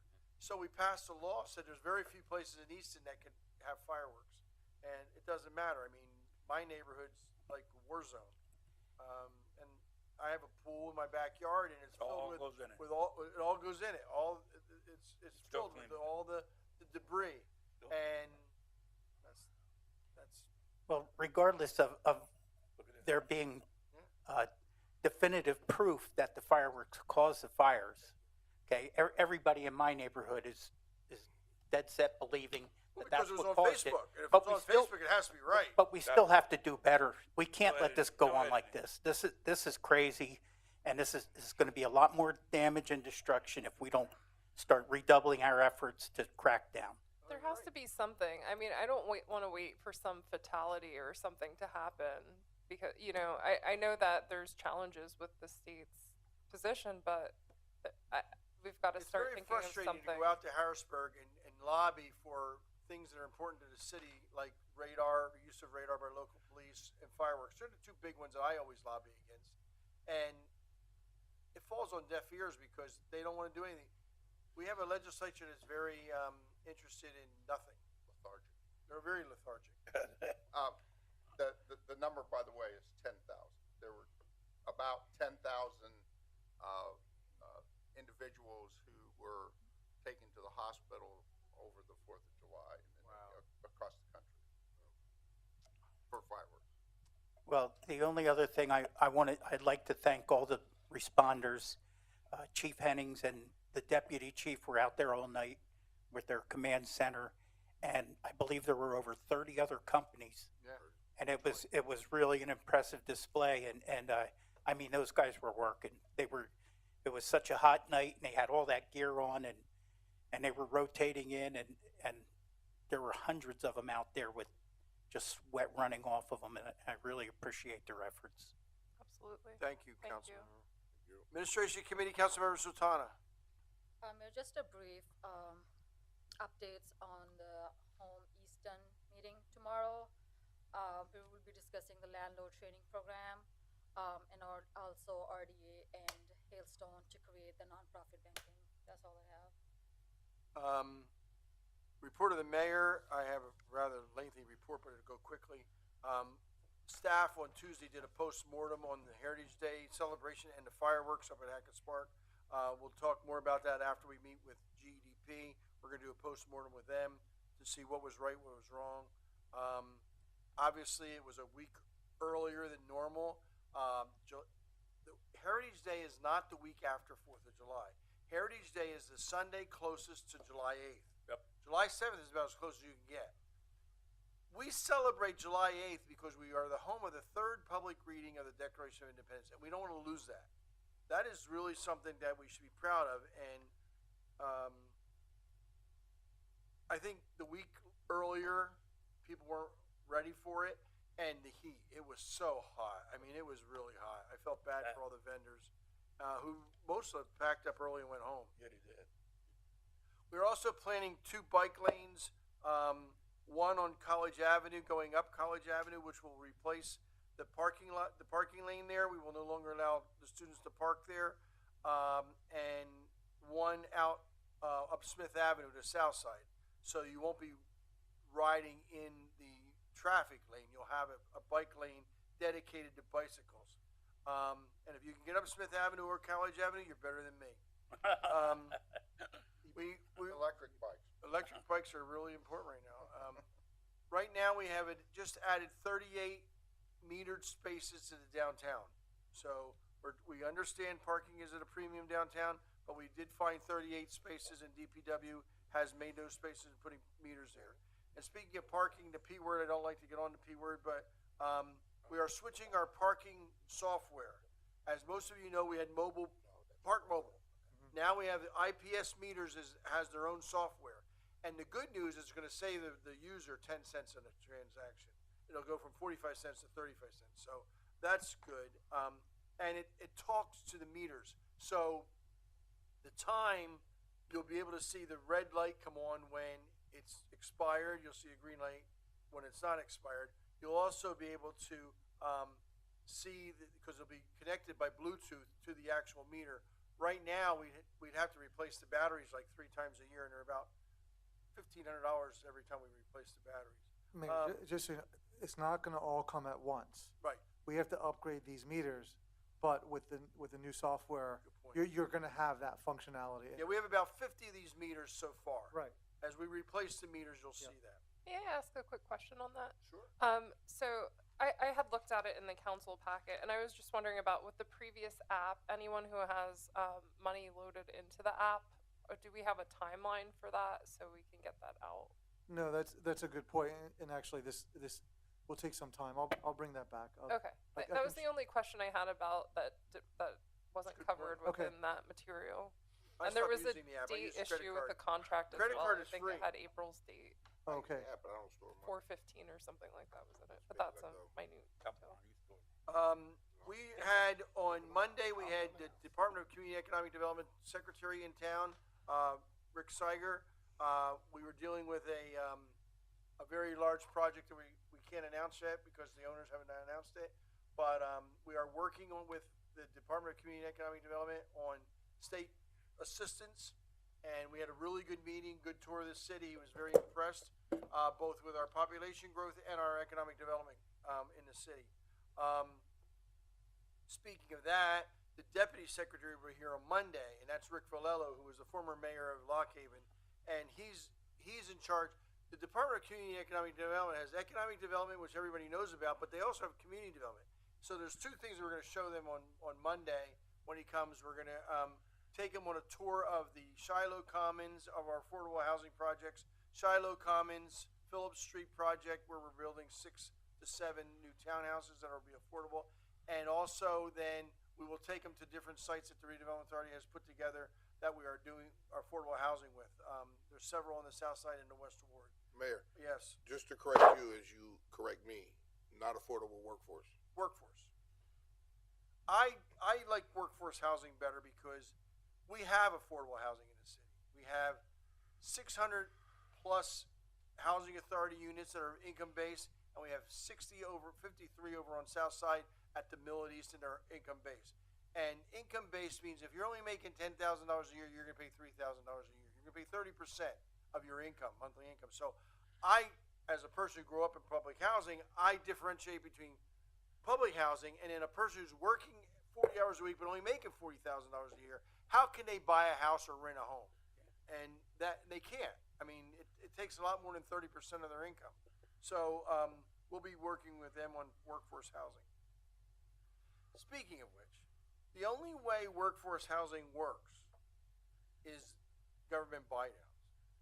And we are working with the Small Business Administration and Redevelopment Authority with a home program. We're looking at how can we help people make that down, get that down payment, and get their interest lowered so that they can afford that house. We're putting together a whole package. And we're looking at land banking, which other cities have used successfully for that. And I would like to change the ordinance, and City Council will have that in 2 or 4 weeks. Greater Shiloh Church is building 6 or 7 townhouses on Phillips Street over on the south side. And it's not sewered. So I would like to provide the sewer lines to it. It would help reduce the cost. If you know anything about sewer lines, the developer is responsible for paying that. So if the developer is paying for sewer lines, that's going to add cost to the house, to the price of the house. And those houses right now are costing about $225,000 to build. No profit, $225,000. They're trying to get the housing price down to about $175,000. Now the builder's going to get us $225,000. The rest will be subsidies coming from the government. So if we can help them build this, we have a sewer gang that repairs all of our sewer lines. They could dig up the trench and put the sewer line in. I don't know why we don't do it, and I'd like to change the ordinance. Is that Highlands? It gets tapped into the actually, no, I think Up it's top on Folk. Folk Street. On Folk. And Mayor, just to That's be clear, we're looking to cover the mains. They'll The still mains. cover the laterals. Yeah, they have to pay the laterals. We can't go on private property and Well, they're not gonna use city employees to do private laterals. But the sewer main, I don't see a problem with it. I would like to do it. I think that sounds like a great idea, but I would also like to see how Shiloh, what their plan is for who they're offering the houses to and what the selection process would be before we would agree to that. Thank you. Thank you. Well, And this is where you and I had talked about this earlier in the week, maybe, but I think all of these housing projects are really great, but they're never going to solve the problem. No. We'll never build enough houses. And, you know, we also have to look at this problem in an economic standpoint. And I agree with you as far as the, you know, how do we get people to have enough money for down payment? How do we get them jobs that are higher paying, that allow them to have an income that's a little bit higher, that allows them to enter the market? The market is where the housing is. The city market is where the housing is. And we can build houses, but we'll never have a supply that is sufficient to meet the demand. Councilman, what if you have? I don't want to put you on the spot. You might not have, but what would be your idea? I mean, in Easton, we're not going to bring big companies or warehouses that are going to pay a great wage. We just don't have the room in the city of Easton to do Well, that. when I talk to people about, you know, jobs and things like that, one of the first things that comes up to me is transportation. You know, I don't have a way to get there. And well, okay, how do we solve that? I mean, we could build a $250,000 house, or we can supply transportation to 20 people, and we don't have to have 10 $250,000 houses. You know, and so, you know, there are other things that we can do. And we had the what's the job that was over here in the parking garage? Career Link. I forgot the name of it. But Career Link, you know, having Career Link here and having ways in which people can search for better paying jobs for themselves. How can we get maybe the community college to come down here and offer courses? You yourself said on, you know, some of the unions and how they have apprenticeship programs. You know, all of those ways are ways in which we can raise the. I mean, if you look at our demographics and where we stand as far as income is concerned, we're way down there. Agreed. You know, and so we need to get that up. You know, and I agree with you 100%. I just think instead of one or the other, I think we can find a way to do both. oh, no question. like I to said do I both. agree. Yeah, I agree with the housing aspect of it. I agree that, Yeah. but I don't. I think we shouldn't. We don't have, we need the townships to have workforce housing. And I remember a project we did up in Forks Township. What Forks Township at the time found was called Vista Estates. And what they found was they wanted us to build them first-time homebuyer houses because the kids who grew up in Forks Township couldn't afford the houses in Forks Township. So we did, and the townhouses at that time were $99,000, and the singles were $129,000. You could build yourself a nice 3-bedroom single for $129,000. But today, the big thing is, even on workforce housing, we've got to put deed restrictions. They can't turn around a year later and sell them for $300,000. Shiloh's preparing. We are doing it. We are doing with the mayor. They're going to prepare all the deed restrictions and everything. But I think in the future we're going to see where there's going to be affordable housing coming to play in the townships, because I know of one particular development in Forks where when they built those, I don't know if they're townhouses or whatever out there, they were really poorly built. I mean, I walked up the driveway of one and I could see the sewer line, you know, right there, you know, and I've heard of people who stepped out of their bed and their foot went through the floor. Right. So they were very poorly built, and it's not going to be long before the value of those are going to really go down, and they're going to become affordable housing, you know. So I think that's going to happen, but, you know, that's not alleviating us from addressing the problem either. So. And just to piggyback on Mayor, if I could finish or add something, the Shiloh Commons on Canal Street was 60 workforce housing. However, we brought Tim Harrison in, who's all in, and it looks like it's going from 60 to 60 workforce, commercial along Canal Street, and then another 60 just under shy, market. under Right. They want to keep it under market. So it looks like it morphed into that mountain. They made an offer to Med Ed to buy the mountain. As a guy who used to build We're going to push that houses, back. Yeah. unfortunately, it costs as much to build a house for affordable workforce That's- housing yeah. as for wealthy people. I mean, the price of lumber is the price of lumber. So if you're gonna buy 2x4s, that 2x4 for affordable housing is just as expensive as is for the $700,000 homes. And the good news is, if there is any silver lining in this discussion about workforce housing, is the industries in the area are also starting to get upset because they can't attract people here because the supply is so limited. The inventory is like, I think we have 7 houses in the city for sale right now. I mean, it's really ridiculous. I have a daughter who's looking for a house, so I'm trying to keep up on it. And And the prices are the ridiculous. prices are ridiculous, and the interest rates are higher. There's houses in Southside almost 300,000 that are not more than 140, 135. You know, and now they're up to over 250, 260 for no reason. So, Well, the reason is supply. well, I mean, yes, There's no supply. It's the old. there's a reason. I taught economics. It's called the law of supply and It's demand. all economics. No one, All economics. no Right. one wants to give up their 3% Right. mortgage rate right now. No, you're right. There is a reason, just not a good one. I also want to mention that Saturday night, my wife and I were invited down to Albanese Restaurant for their soft opening. It used to be Ocean. It is fabulous. I mean, it was we really enjoyed it. Was there with the champ was there, and we had a really nice time. I mean, Mick did a really good job on that. He's waiting for the city to issue his demolition permits. He's not holding up the hotel. Thank you, Crystal. I understand he got his financing from the bank you work for. So that's good Excited for news. that project. Yeah. So we're really excited about it, and he's going to rebuild the Judson Bricker building using the same Art Deco tiles, and it'll look just like it is, just like he projected. Just 43 rooms. Right. I want to talk about Route 611. I don't get it, and I'm penning a letter to Governor Shapiro, Senator Barskola, and Representative Freeman. But I know we have their support. Their support's not a problem.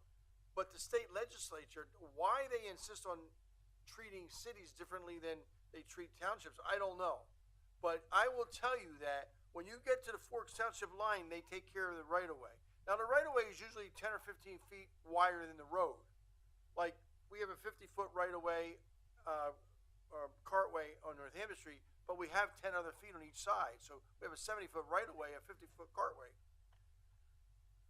But I don't know how I'll get anywhere, but they're looking for 20% of a huge, really huge. And right today they had 611 closed, and that diverts the traffic up Lafayette Street and down Cattell. And it's really, the tractor trailers. I was at the corner of Cattell and Lafayette this morning, and in front of me, a triaxial turned, and then right behind him was a tractor trailer.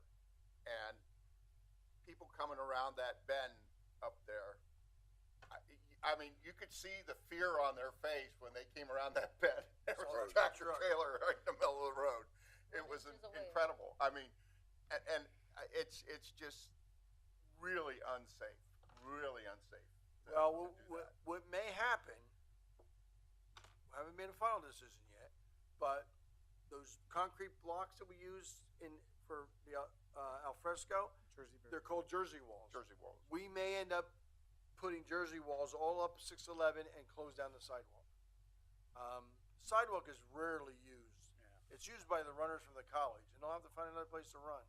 But it's not used. The Breakfast Running Club. The fishermen. There's some fishermen out there. But we're just not going to, I mean, we got to do something with 611. I mean, Mr. Rabbits. Mayor, when I was driving up and down 611 less than a year ago, I encountered a state guy with a hat on, a yellow hat on. I stopped. What are you doing? I'm checking out the roads, make sure they're stable. I go see my friend John Stark. I come back and I stopped and I said, "What did it come out? How did it turn out?" He said, "They're fine." I don't know. Now you're saying that the state wants you to improve it after this guy inspected it less than a year ago. I will tell you that we've had 3 sanitary sewer leaks there that have cost us a lot of money to repair because the road is shifting. It's moving, and the sanitary sewer is what, Doesn't move. and in that section, the sanitary sewer is pressurized. And so when we have a leak in it, It's a big leak. it's a bad thing because it's pressurized, it is gonna be coming out of there, yeah. I just want to give you an update on the Hooper House. I don't know why they were at the Historic District Commission last week, but apparently they were there This week. this week, yeah, this past week, to do some kind of fencing and plans that they have, and that's fine with us. We're still looking to I guess we have a meeting Friday to sit down with them, so I'll try to keep you in the loop on that. Speaking of trash, our Bushkill Creek Carl Sterner Arch Trail has always been attractive to out-of-staters who come there to relax and grill and enjoy and leave a mess. This past weekend, we didn't have an issue. We blocked it off. We had police officers down there. Last weekend, we had an issue. It took 4 guys all day Monday and 2 dump trucks full of trash on Monday that they hauled away. This week on Sunday night after Heritage Day, I was going up to my sister's house in Palmer, out Bushkill Drive, and right where your toy factory used to be, there's right beyond there are 2 parks that are in Forks Township because they're on this side of the creek, and they were packed with cars and people. Yeah, I drove by. So I will keep an eye on it. Try to keep our Carl Sterner Arch Trail doesn't have bathrooms, doesn't have cooking facilities. You're not allowed grills. We'll see what we can do. But what they're doing now is we have Bushkill Drive blocked off with the Jersey walls, and trucks from Lindy Corporation, which is doing the UGI. But we'll see what happens. And UGI, by the way, all the trouble we had in Southside 2 years ago and this past year in Westerward, they're downtown this year. So traffic is going to be a mess.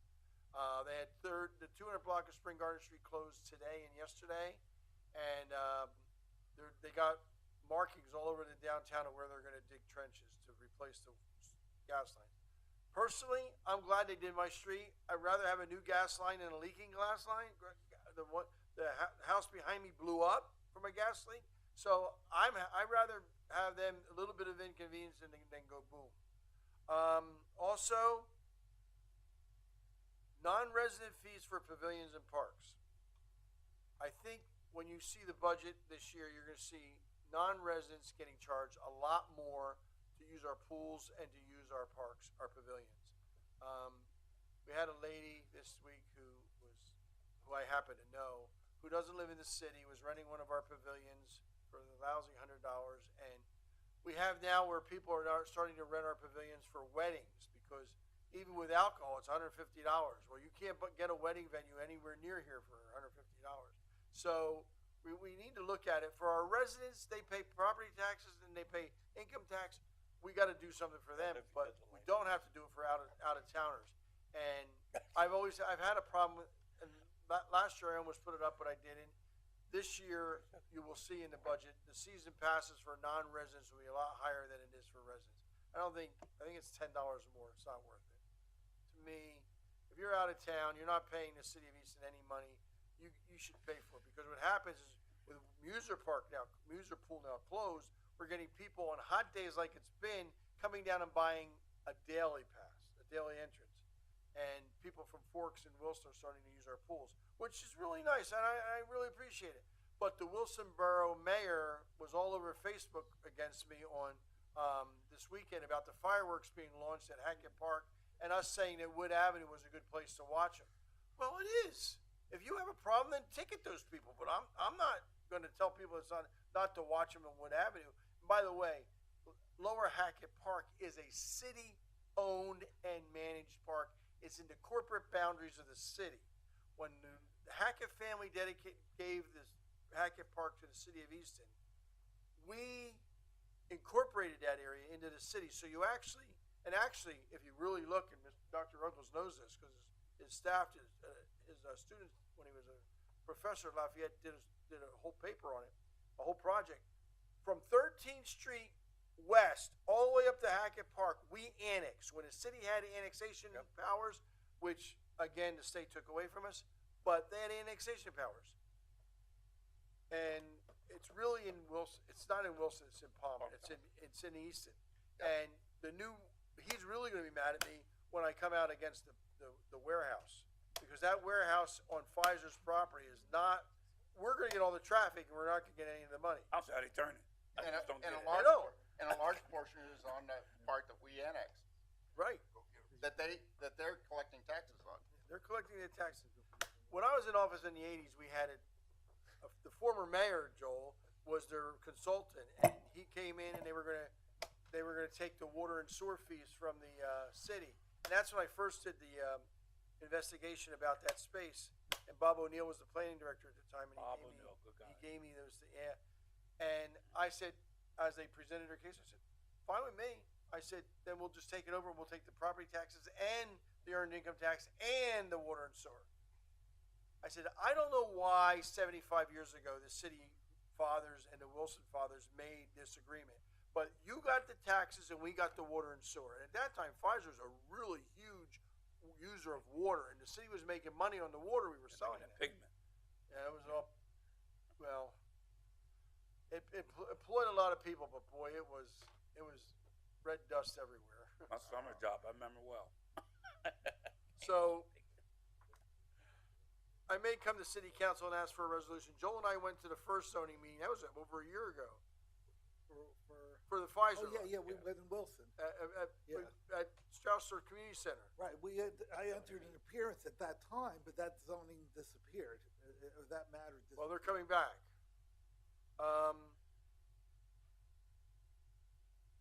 I was late. I apologize to the group for being late. We lost a very dear friend. Her viewing was tonight.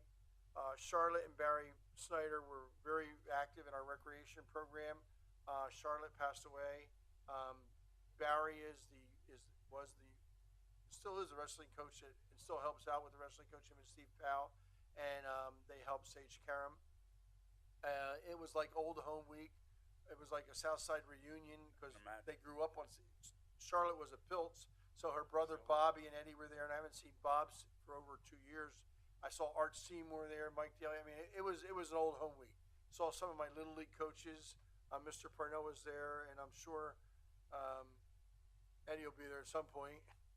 But it was a really sad occasion, but it was very crowded. I apologize for being late.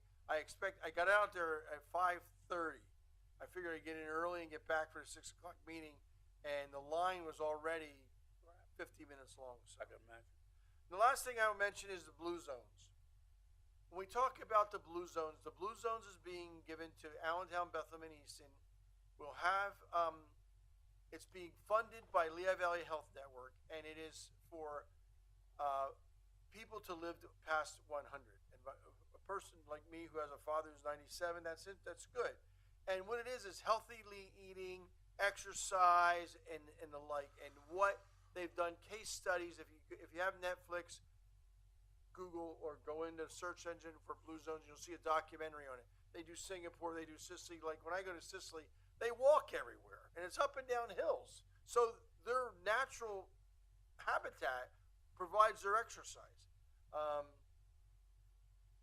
And they have no chemicals and no preservatives in their food. They pick their food in the afternoon and cook it at night for dinner. Singapore is also, and I forget where it was in the United States. I think it was in California, but some really interesting facts. And so we're going to give them, the credit union no longer has an office in City Hall. That room is vacant. We're offering it to them, to Lehigh Valley Health Network, to have a blue zone staff really stationed right here in City Hall and working with people. I'm hoping that, well, not hoping, we're planning on the new community center out in the Western Ward to have a senior center because we don't have a senior center in the city of Easton. They closed the one on South Side and one downtown. They closed them. And so our seniors don't have a place to go to get socialization, see people every day, and get a hot lunch. So we'll have a room, a rather large recreation room in the senior center, at the community center, for our seniors. That's the end of my report. Mayor, if I may, Go ahead, although we Councilman. don't have a designated only senior center, the community center on West Ward has really been picking up the slack. They serve about 40 to 50 seniors a day. Huh? How many? Well, I think you're exaggerating a little bit, but, Okay. but they do have a good senior They program. help seniors. And Dr. Buscemi does their senior history. I was there last Monday. You're right. Visiting or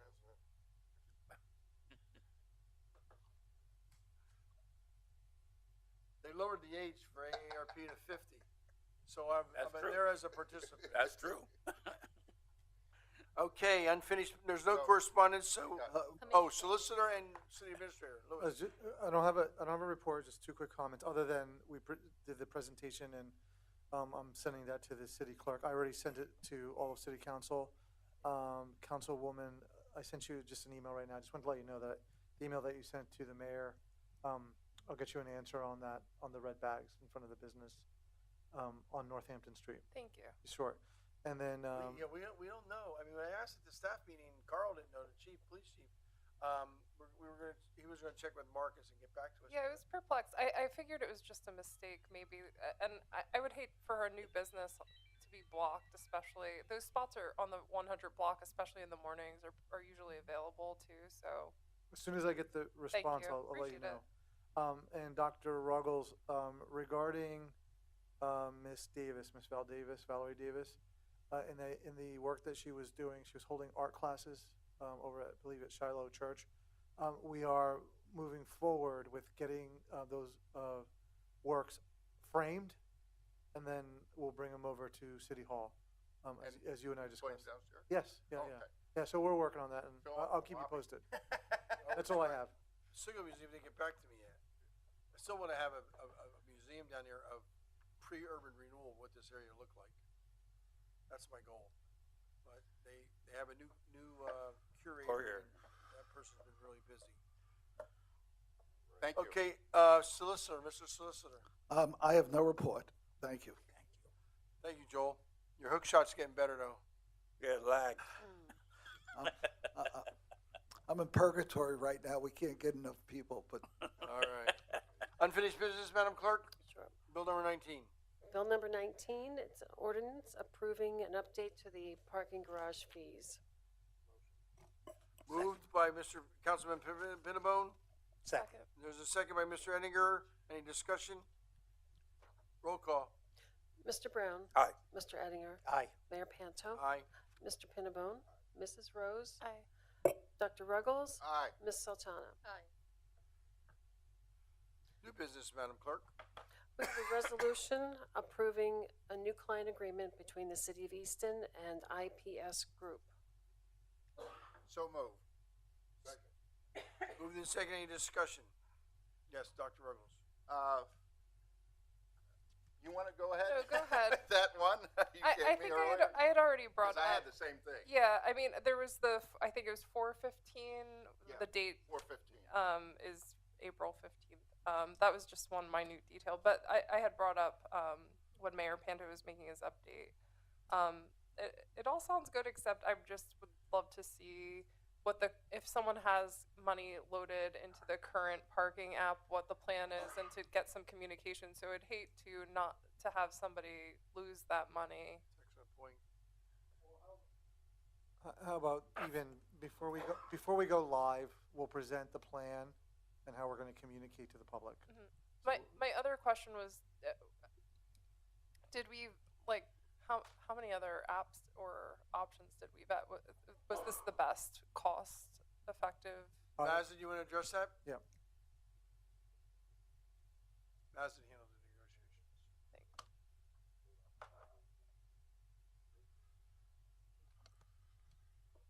You ready? No, I'm ready. Okay. So basically, this app works best because we have the IPS meters, so it integrates better. Beside the convenience fee being lower, and also there's more features that we can talk about later. But there's more features that Carl wants to implement, and Louis wants to implement, and then we can just cover those later. But there's a transition period. We'll get all that communicated. It's just I think the date on the agreement is just because we've been working on it for a few That's a months. Yeah. minute change. I understand that. I think I was more concerned about the current app and like there being some leeway. So, do we have any idea if we approve this when the new app would start to be implemented? Like what, date-wise, or? I know it'll be rolled out based on the meter installation. Is that true? No. So okay. basically, I think the meters that are actually already installed, what, 5 years old maybe? And then there were a plan to actually replace the meters in the 4th Street garage. So they, instead of actually putting new meters there, they're going to swap the meters, I think, from the circle, put those back in there, and bring the new meters in, because That's they have to good order news. new They haven't been working. Yeah, so yeah, that's one of the reasons. So instead of actually putting Okay. new meters in the garage, they can actually put the old meters from the street, and then take those new meters that they ordered that were intended for the garage, put them on the street, and then just get the app. They have more functionality, they're easier to work with, and then the app integrates better because we have the IPS meter. I think with Park Mobile, besides the 45 cents convenience fee, we've been getting a lot of negative feedback about people. They have multiple cars, they select the wrong car, they don't get the prompt to say, okay, which car you want to be tied to that parking session. So IPS has all that feature into it. Can you? Park Mobile had the same feature.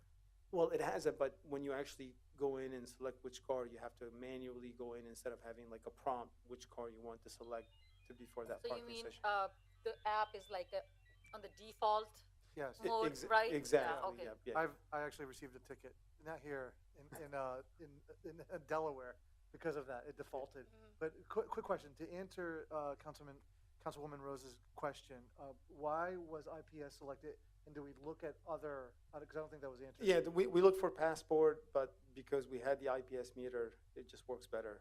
Okay, Just and using the I was happy to hear about the transaction savings as Yeah. well. That's good. I just And if there's no we credit appro- card. There's no credit. Just the convenience. There's I think it's called the convenience, 35 cents. Okay. Yeah.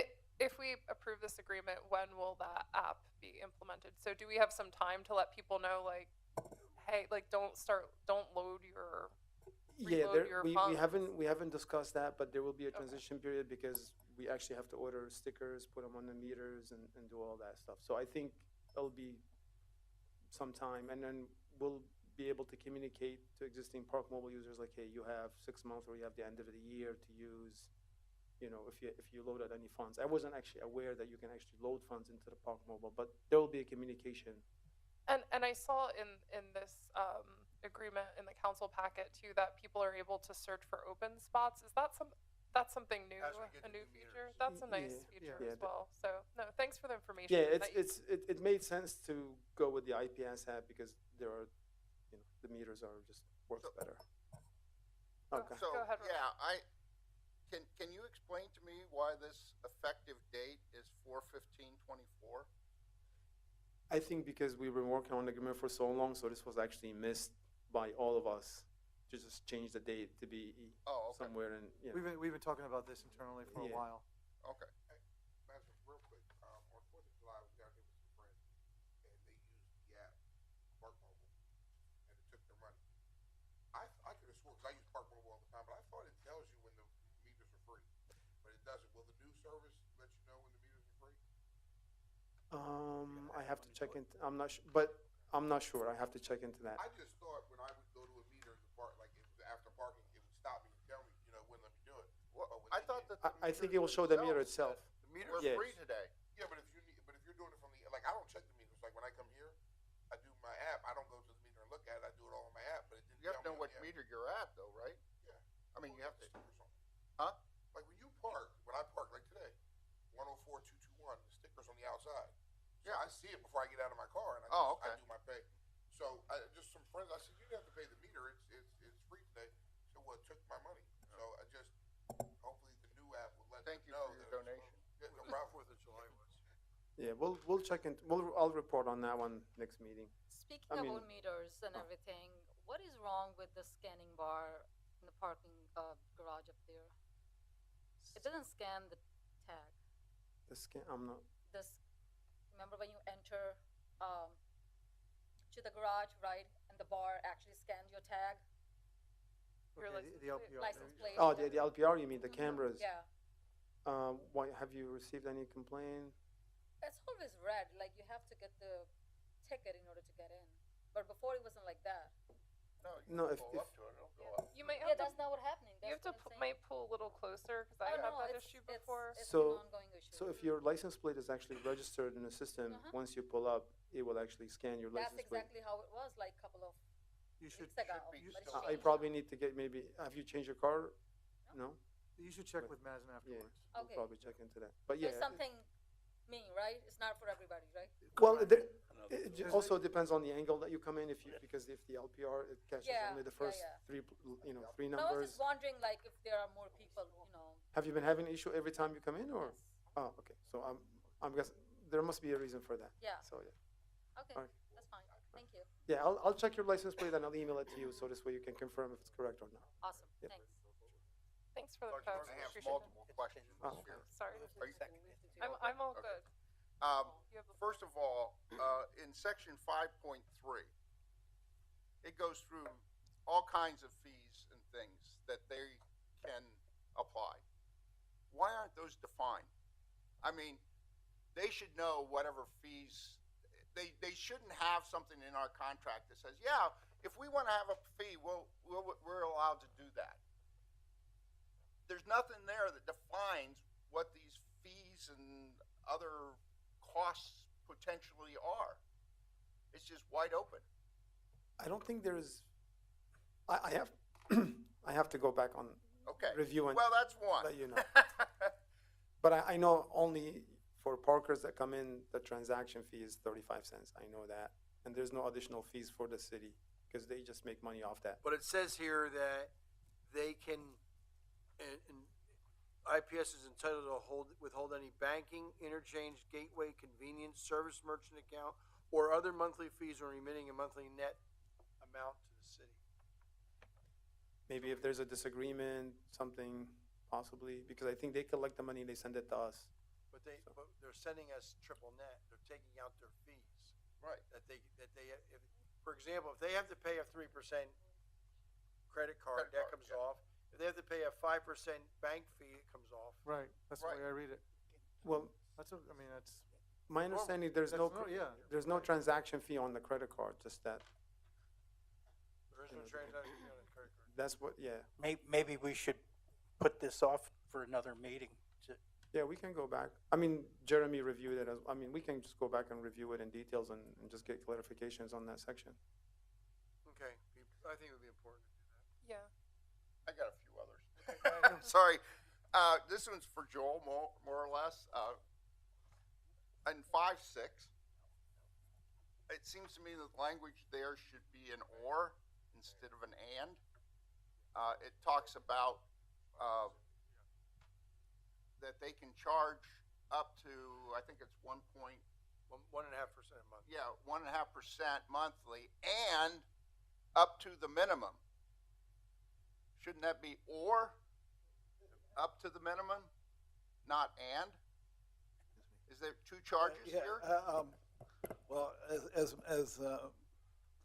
Mazza just explained, I didn't review this one, but the way 5.6 reads right now, the rate would be 18% per year, and the maximum allowable by law. That's true. Yeah, It says whichever is less. No, but whichever is, well, it I mean, said the way it and. reads, it says, and the maximum allowable by law, whichever is less. So, I mean, if it were it should be it would or. make You- sense. You're right, it should be or. So if you go back to them, could you just point out that the and should be or in that section? Section, again? Section 5.6. Section 6. I mean, you're absolutely correct. 5.6. And the interesting thing about is maximum allowable by law, you know, the legal rate of interest in Pennsylvania is 6%, except for the fact that everybody charges more than that. So I don't know what regulations exist, but they must exist everywhere to allow everyone to charge more than 6%. The other issue that I had is that in 7.1, it states, it references Appendix C. I never got an Appendix C in my packet. So I have no idea what it was referencing. I'll look into that as well. And then my last one is that on 8.5, and I'm not exactly sure how all of this works, but we're buying these meters, so we're at the, they state, I think in 15 or someplace there, it states that we own these meters once we pay for them, right? Well, we're not buying any meter. This is just for the app strictly. So there are, you know, yeah, we have the meters. So there's no cost for 0 meters. And we own those Yeah, meters yeah. currently. So I'm sorry, is it 15?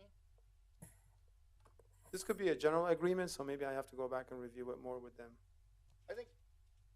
I think they're talking, in 8.5, I think they're talking solely about the software itself. Right. That allows you to access the equipment. And because they talk about the reverse engineering.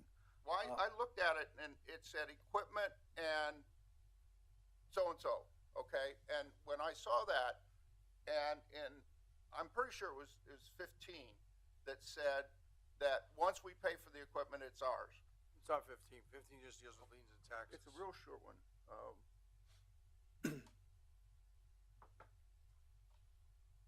I'm sorry, I didn't write that down. Was it 8.5? But anyway, my question is this: if we own the equipment, and in 8.5, if it is actually saying that we cannot get rid of that equipment without their approval, we own it. No, it doesn't say that. It's talking about strictly the software. It says the municipality agrees that it shall not knowingly agree, whether directly or indirectly, to sell, loan, or rent any equipment or allow any third party to gain access to the equipment, software, back office software. But they're talking about this is about the software. I'm Okay. that's the way I read it. Yeah, just to be clear, the meter's already been purchased long time ago. We just replace as needed if one fails, you know, broken, etc. But this is just strictly for the app. I don't think they want us utilizing another company to do the same type of service. So in other words, have 2 apps. I think they want Recital strictly should say strictly equipment. IPS. In this case, is computer software. Yeah, we can help. We can look at them. Yeah, I have to look. Yeah, but Yeah, I don't have any problem with the software, but my concern was, I'm sorry, it was 15.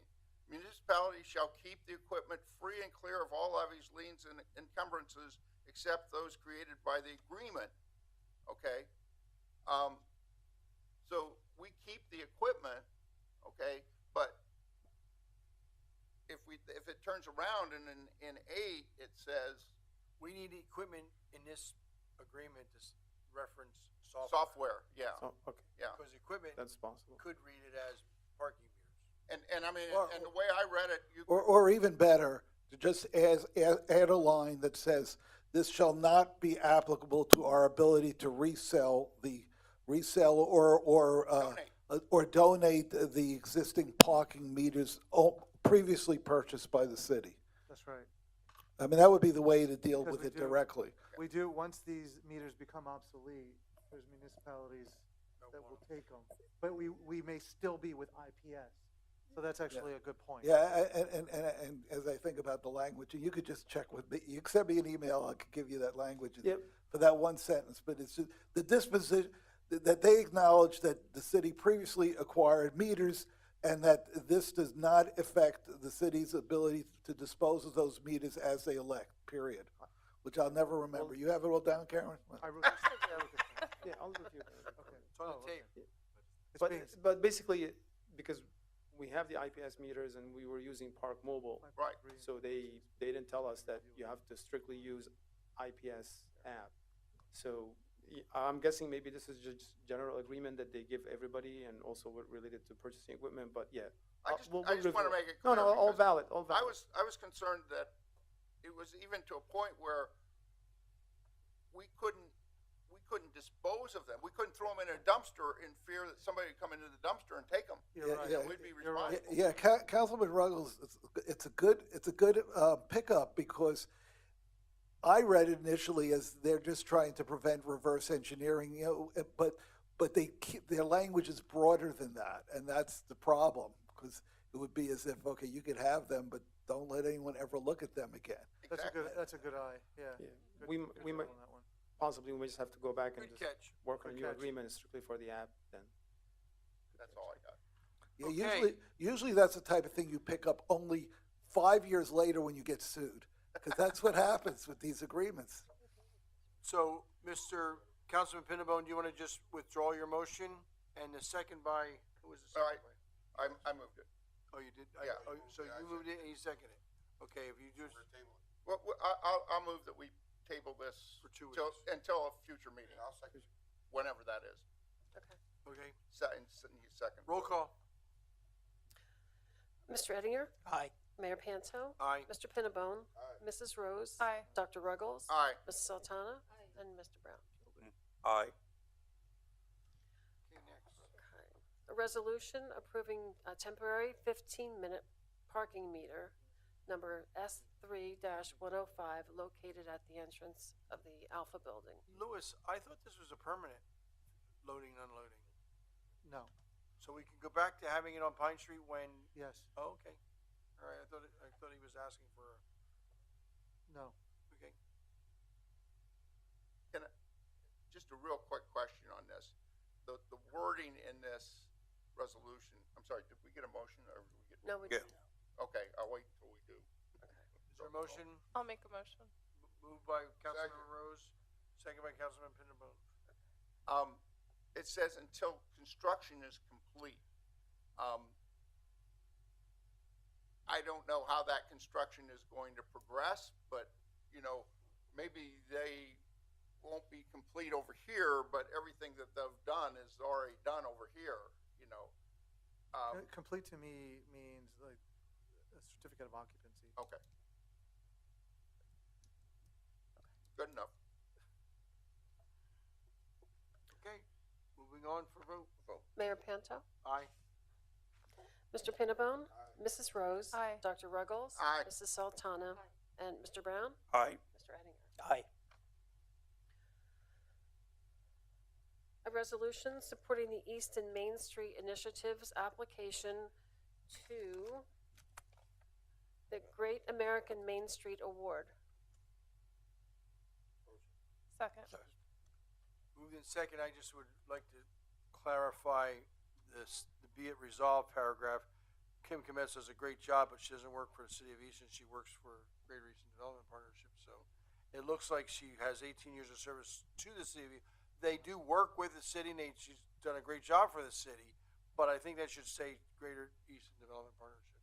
Okay. And I'll make that amendment if it's approved. Okay. So I move that the city of Easton be changed to Greater Easton Development Partnership. Second. A second. Roll call on the amendment. Mr. Pinnabone? Mrs. Rose? Aye. Dr. Ruggles? Aye. Ms. Sultana? Aye. Mr. Brown? Aye. Mr. Ettinger? Aye. Mayor Panto? Aye. Now we got the motion. Now we motion on the amended resolution. Second. Moved by Councilmember Pinnabone, seconded by Mr. Rose. Councilman Rose. Sure. Councilmember Rose. Mr. Ettinger? Aye. Mayor Panto? Aye. Mr. Pinnabone? Mrs. Rose? Aye. Dr. Ruggles? Aye. Ms. Sultana? Aye. And Mr. Brown? Aye. A resolution approving appointments to the authorities, boards, and commissions. I think we should have, Kamar and Tobias come up and just introduce themselves. Wait a minute, all you gotta do is send one. All right? Oh, now that's not even right. Just because they're twins. Just bring one, let them do it twice.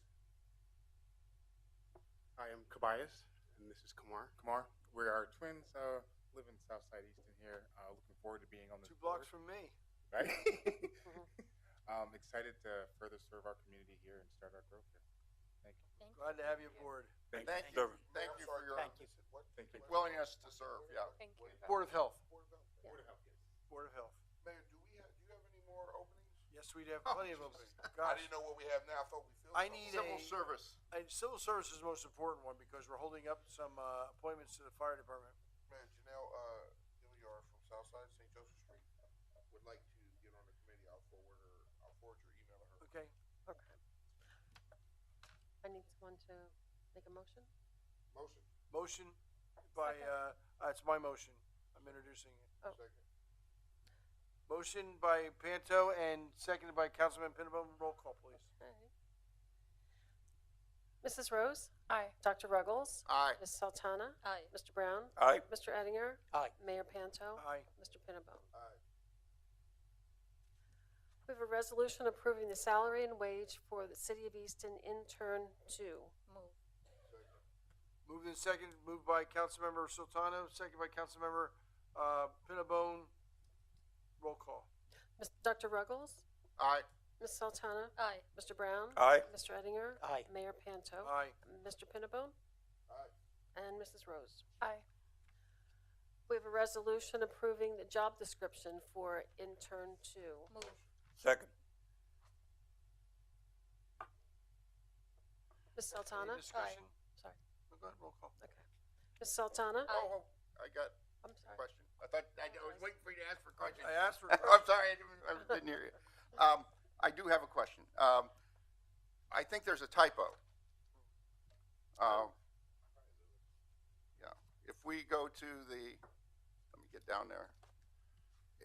The almost last line, second to last bullet point, it says the hours may range from 15 to 305. Yes, that was corrected. That has Oh. been corrected. 15 to 30 hours. Okay, that's what I thought it was, but I didn't get that. Fine, Okay. thank you. Bye-bye. Well, if it's 30, then I'm happy. Vote. There's a motion on the floor. Roll call. Ms. Sultana? Aye. Mr. Brown?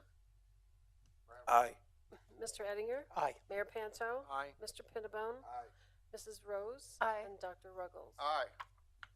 Okay, these next two that I have are not in the agenda, so we'll go right to public comment. Public comment on any item concerning the City of Easton.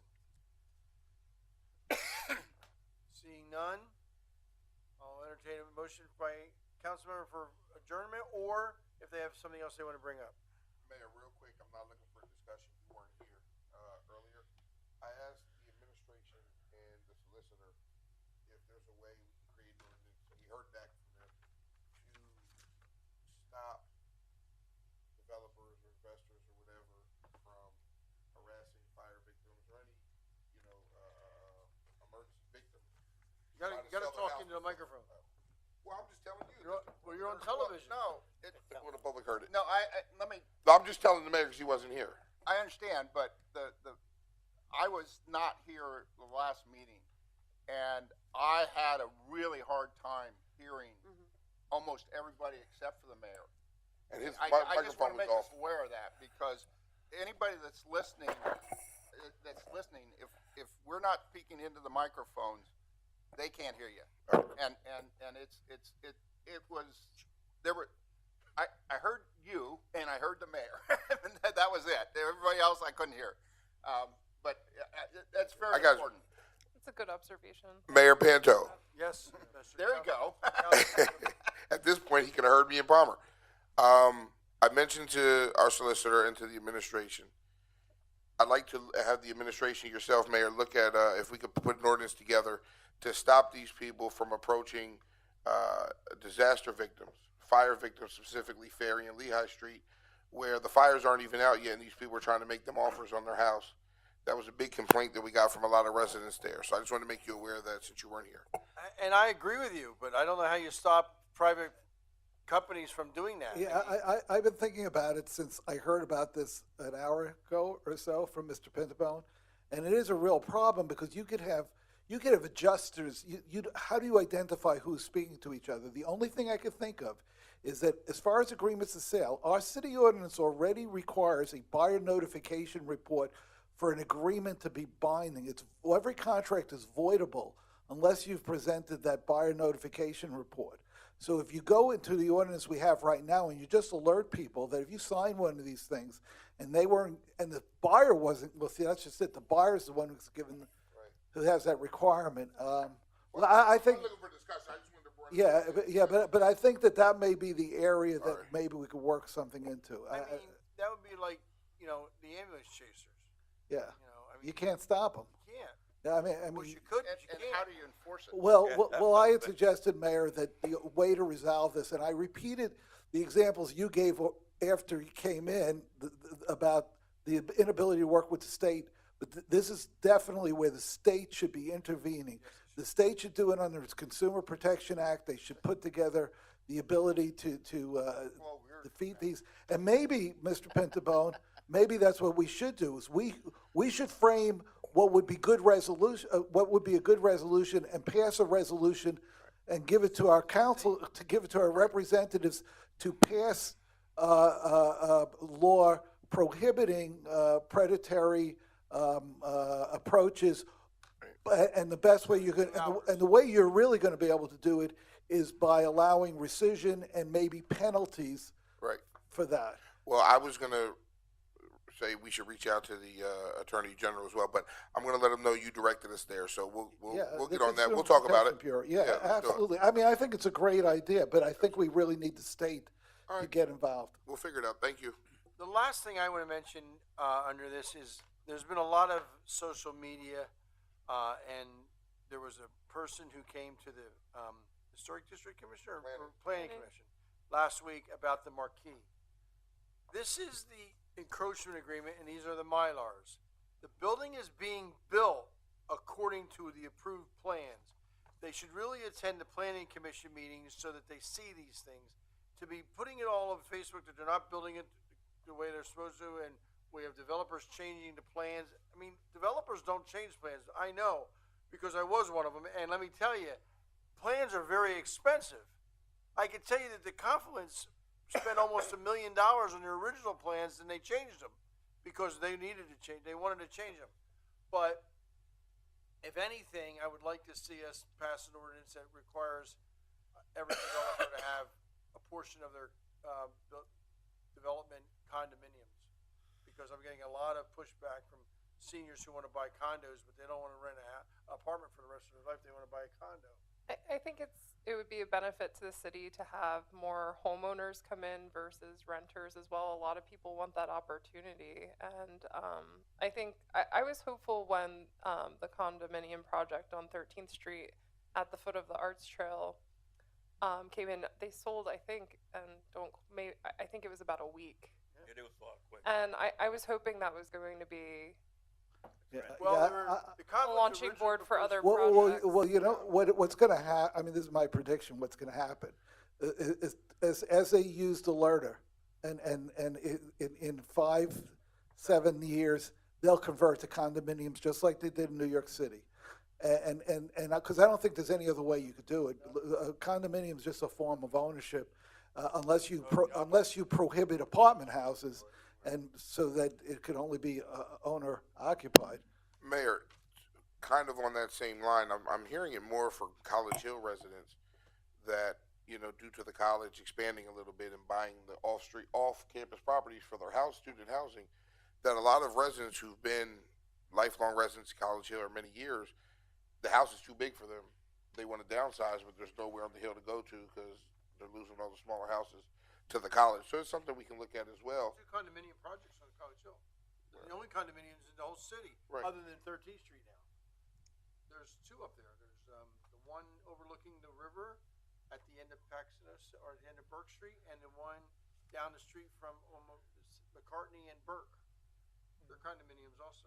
I mean, with the little bit of space we have left to develop, is there any way we can incentivize that type of project? That's a good point.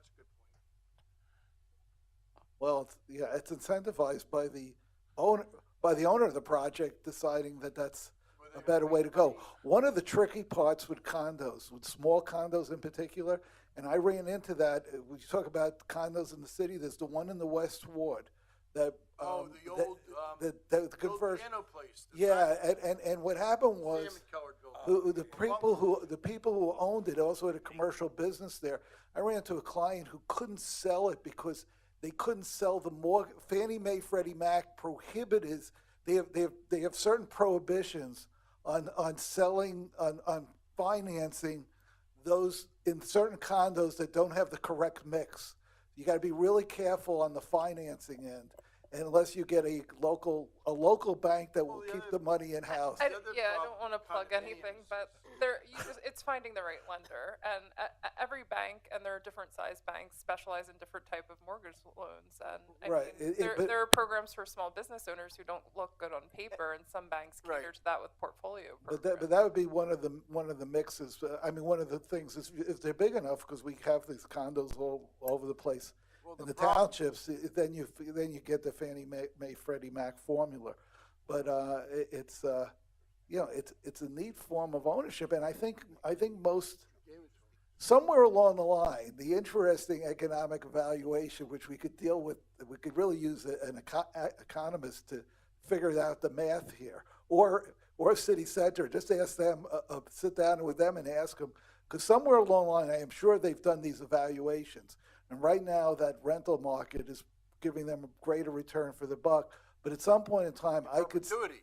Well, but at some point in time, I can see where they can feel that there'll be a mix where they'll get a greater return and walk away, especially when the taxes are going to all And hit you them. will find condominiums are more economically viable in a new building rather than an old building. We're going to have to replace the electric or the heat or the roof or the painting, and that, a new building, you can figure that for the next 20 years you won't have to do anything to it.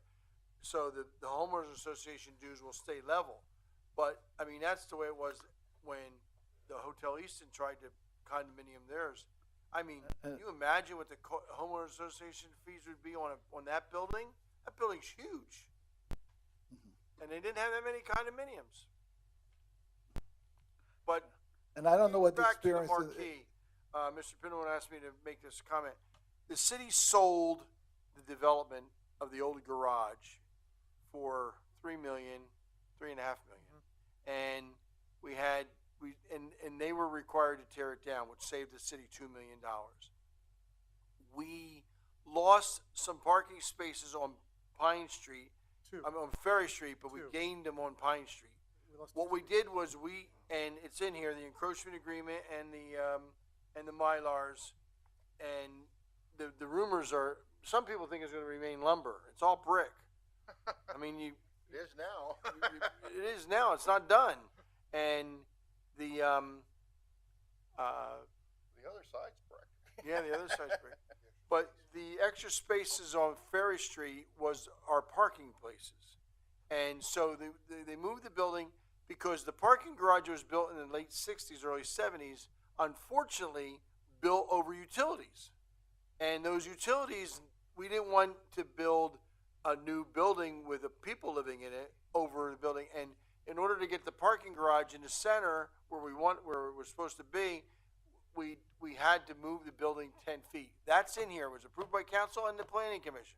I don't know why these people insist on starting rumors, but I guess they,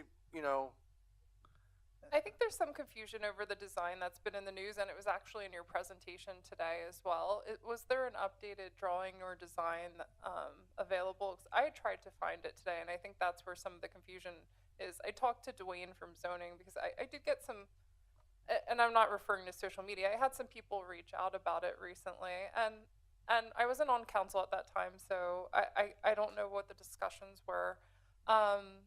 But one thing was I couldn't find an updated drawing. The other thing is, wouldn't that have to go back to the Historic District Commission for approval since it's a change? Only if it changed. My understanding is that what went to the HDC Moved the is building. what's being built. That's it. That's Yeah, it. and So they just- don't have to and- provide and that's any only design because updates. underneath the parking garage was the fiber optics of Verizon and the electric and the gas lines. Yeah, if they change the design that was approved by Then it had to go back. HDC, they have to go back to HDC. But I don't have any reason to believe that they did that. But just so you don't get into trouble about the all brick, I recall that in the presentation, near the back of the building, there's going to be hardy board, some hardy board. So there will be, You're right. which is a concrete It's not 100% project brick. that I love. The other thing is, it's premature. I mean, unless someone here has. Well, it's same- like the the s- the Seville. same- The Seville put masons there, putting brick by brick. I have a lady on Facebook who insists that it's fabricated. It's just big panels of brick. No, But it's right now it's almost absurd to talk about what the facade looks like because it's being framed. It's not. There's nothing. I mean, those But are it's not wood. Those are cutouts, right? And actually, as we were going through this exercise, Plywood is red because it's fireproof. right? But going through this exercise, they're following not only the plans but all the building applicable building codes. But it's way too early to tell, like whether or not they're deviating from their Yeah, submissions. we have people saying they're building with fiberboard. No, the red board is fireproof, and every one of the stair towers is 2-hour fire rated, and it has a suppression system. It is much safer than the other buildings in downtown Easton. No, I mean I think the city city administration, and meaning the codes department, they're making sure that it's met to like all That's the why they pay safety the fees standards. that No, they- right. I do have a question too, because with other projects, not in this city but elsewhere, I've seen that when there was an encroachment needed, the building footprint shrunk instead of expanded. And there is, I mean, granted, it's a small amount of space, but doesn't that have value too? So the city essentially gave that extra space to the developer for those utility needs, and what do we get for that? The short answer is yes. $500 million. No. The short answer is yes. The city agreed through city council to provide that portion of the road to be part of the project. And I know they will have to build, there will be a sidewalk there. Some people I know on social media There's a sidewalk. were there. concerned about that, and I understand the project's not complete, but there is a value to that. So I mean, for future, if that ever came up in the future, I think it's something we should look at and assess, because Correct. Well, part of the explanation, though, that I recall, is it needed to be slightly wider to accommodate they could not do that parking lot unless they had that width. And that parking lot was critical to parking garage. the parking so it was garage. parking and not the utility. Well, they had to move it they had to flip it from Pine Street, which was going to be affected because of the utilities. They absolutely had to move it, but as far as the overall width of the building they needed a certain width to accommodate the parking garage with the spaces that the city negotiated for a license for 200 monthly spots to help relieve our parking demands during weekdays, during working weekdays, whatever that is. But that's the only way that garage was going to be completed with the number of cars it's going to be able to accommodate. Yeah, in other words, there were multiple reasons, and there are a few more. So it's not, it wasn't just a one answer. I mean, without being part of that last year, I understand. I understand. I just had when I was presented with some questions, it made me think a little bit more. It was actually. I'm not No, I'm just saying, I'm Bank not Street used to go arguing or through the anything. garage. Right. So all the utilities are under the garage. They had to be moved. Yeah, and if I recall, Not just Pine Street, but Bank Street as well. if I recall correctly, this was all part of the negotiated agreement of sale. The actual agreement of sale, it contemplated this because part of our negotiations, and this may well come before city council, was that we agreed to the encroachment. They wanted a lot line adjustment ahead of time. And I said, I don't want to do that. I mean, I counseled, it's not like it's my decision. I counseled that until we know this project has been built, we shouldn't be fooling around with actually selling, giving away a piece of the property. And that's going to be your decision at the time. It probably makes sense to do it because it gets rid of liability. We have nothing to really gain being a right-of-way versus, owning it subject to the encroachment. They're probably better off we're probably better off with not being an encroachment. Let it all be owned by them at that point. But it's up to them to pursue that.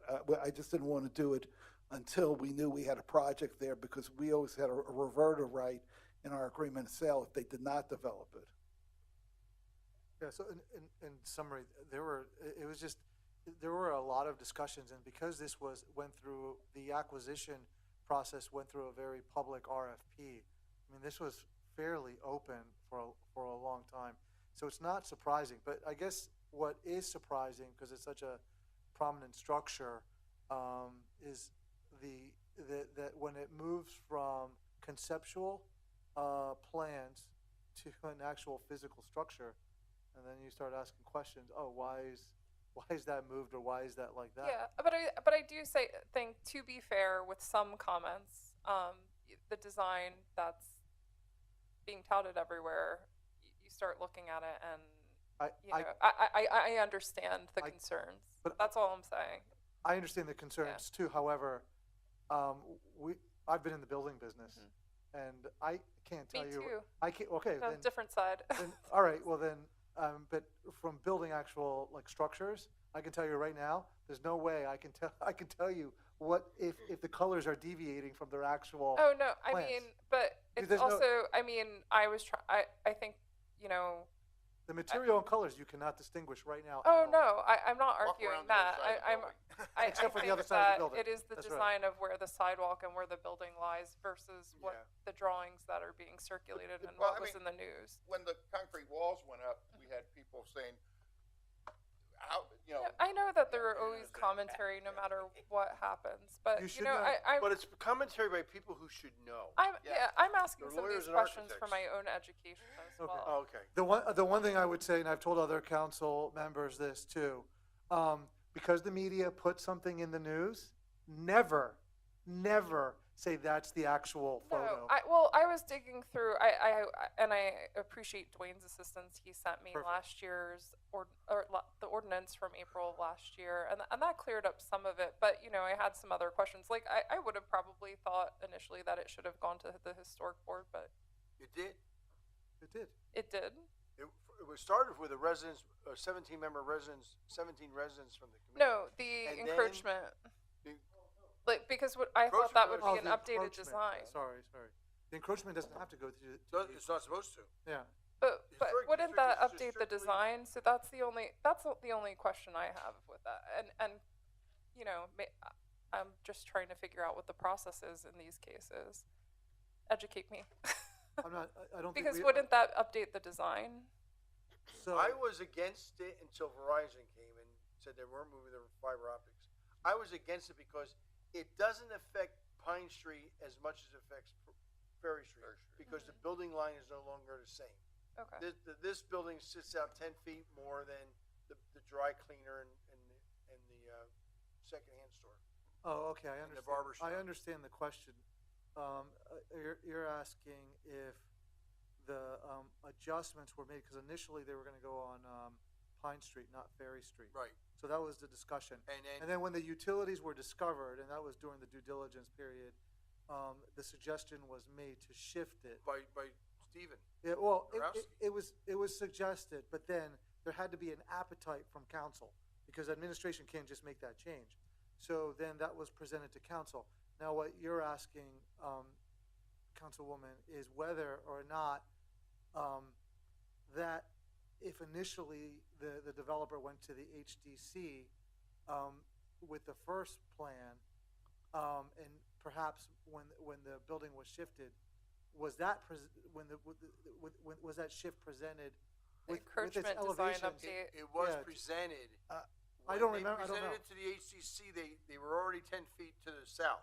Were The question is whether or not the HCC, they approved the project as it was presented, and it was presented 10 feet to the south. I don't know. I don't know what the question is. Well, no, like there's an updated design when the encroachment was approved versus the previous approval. No, I don't know. I can't. because well, from talking to Dwayne, the only thing that he said it had to go through is council. I don't know, when you look at the elements of HDC, what they're able to review, I don't It's not think, part of I the don't think ordinance. placement would be part of their I'm just review. asking. No, that's, yeah. that's what I'm trying to answer. I don't believe that's within the purview. I cannot tell you what design where their placement was when it was presented to HDC. I just don't know the I mean, time. I think it's a slight technical question, but I can certainly But get that answer for you. Yeah, and also to be fair to Dwayne, he wasn't the planning director at the time as well, so there Well, could when be the some. Confluence had its redesign, it came back to HTC. Oh, it had to, because it was, Design It was a whole different design, yeah. So maybe I'm missing something there as well. No, Listen, I think I know what you're asking, and I'm gonna look at the timeline. What she's asking is a good question. Yeah, it is a good question. But it was presented 10 feet to the south. Had it been moved after HGC approval, yes, I think you're right. It should have gone back to HGC because it does change the character of the neighborhood. Yeah. I think you're right. Okay. That was But my only it did. question. What was presented went to HGC as you see being built. In the same place. And I'm not in favor of it, to be honest with you. Verizon convinced us that they needed to move it, that they will not allow a building over their fiber optics. And they weren't moving their fiber optics because it was very expensive. The developer's already paying about $3.5 million. The electric vault will be 20 feet long by 8 feet wide by 12 feet high, will be on Washington and 4th Street, over there by the Harlan House. And the developer has to pay for the vault and all the wires that come all the way around. So I think Meded's bill is $1.5 million. But Verizon wasn't going to move their optics. I don't know about fiber optics. I don't know anything about that. I know through that little hole comes a lot of data. I'll ask Dwayne to clarify. Like, we'll look into it. We'll clarify, and I'll shoot council the answer to that. I appreciate that. Thank you. Anything else? I'll have a motion for adjournment. Motion by Councilman Pinnabone. Second by Councilmember. Mr. Ettinger did. Roll call. Mrs. Rose? Aye. Dr. Ruggles? Aye. Ms. Sultana? Mayor Panto? Aye. Mr. Brown? I have a question. Mr. Ettinger? Aye. And Mr. Pinnabone? Aye. Kenny Brown.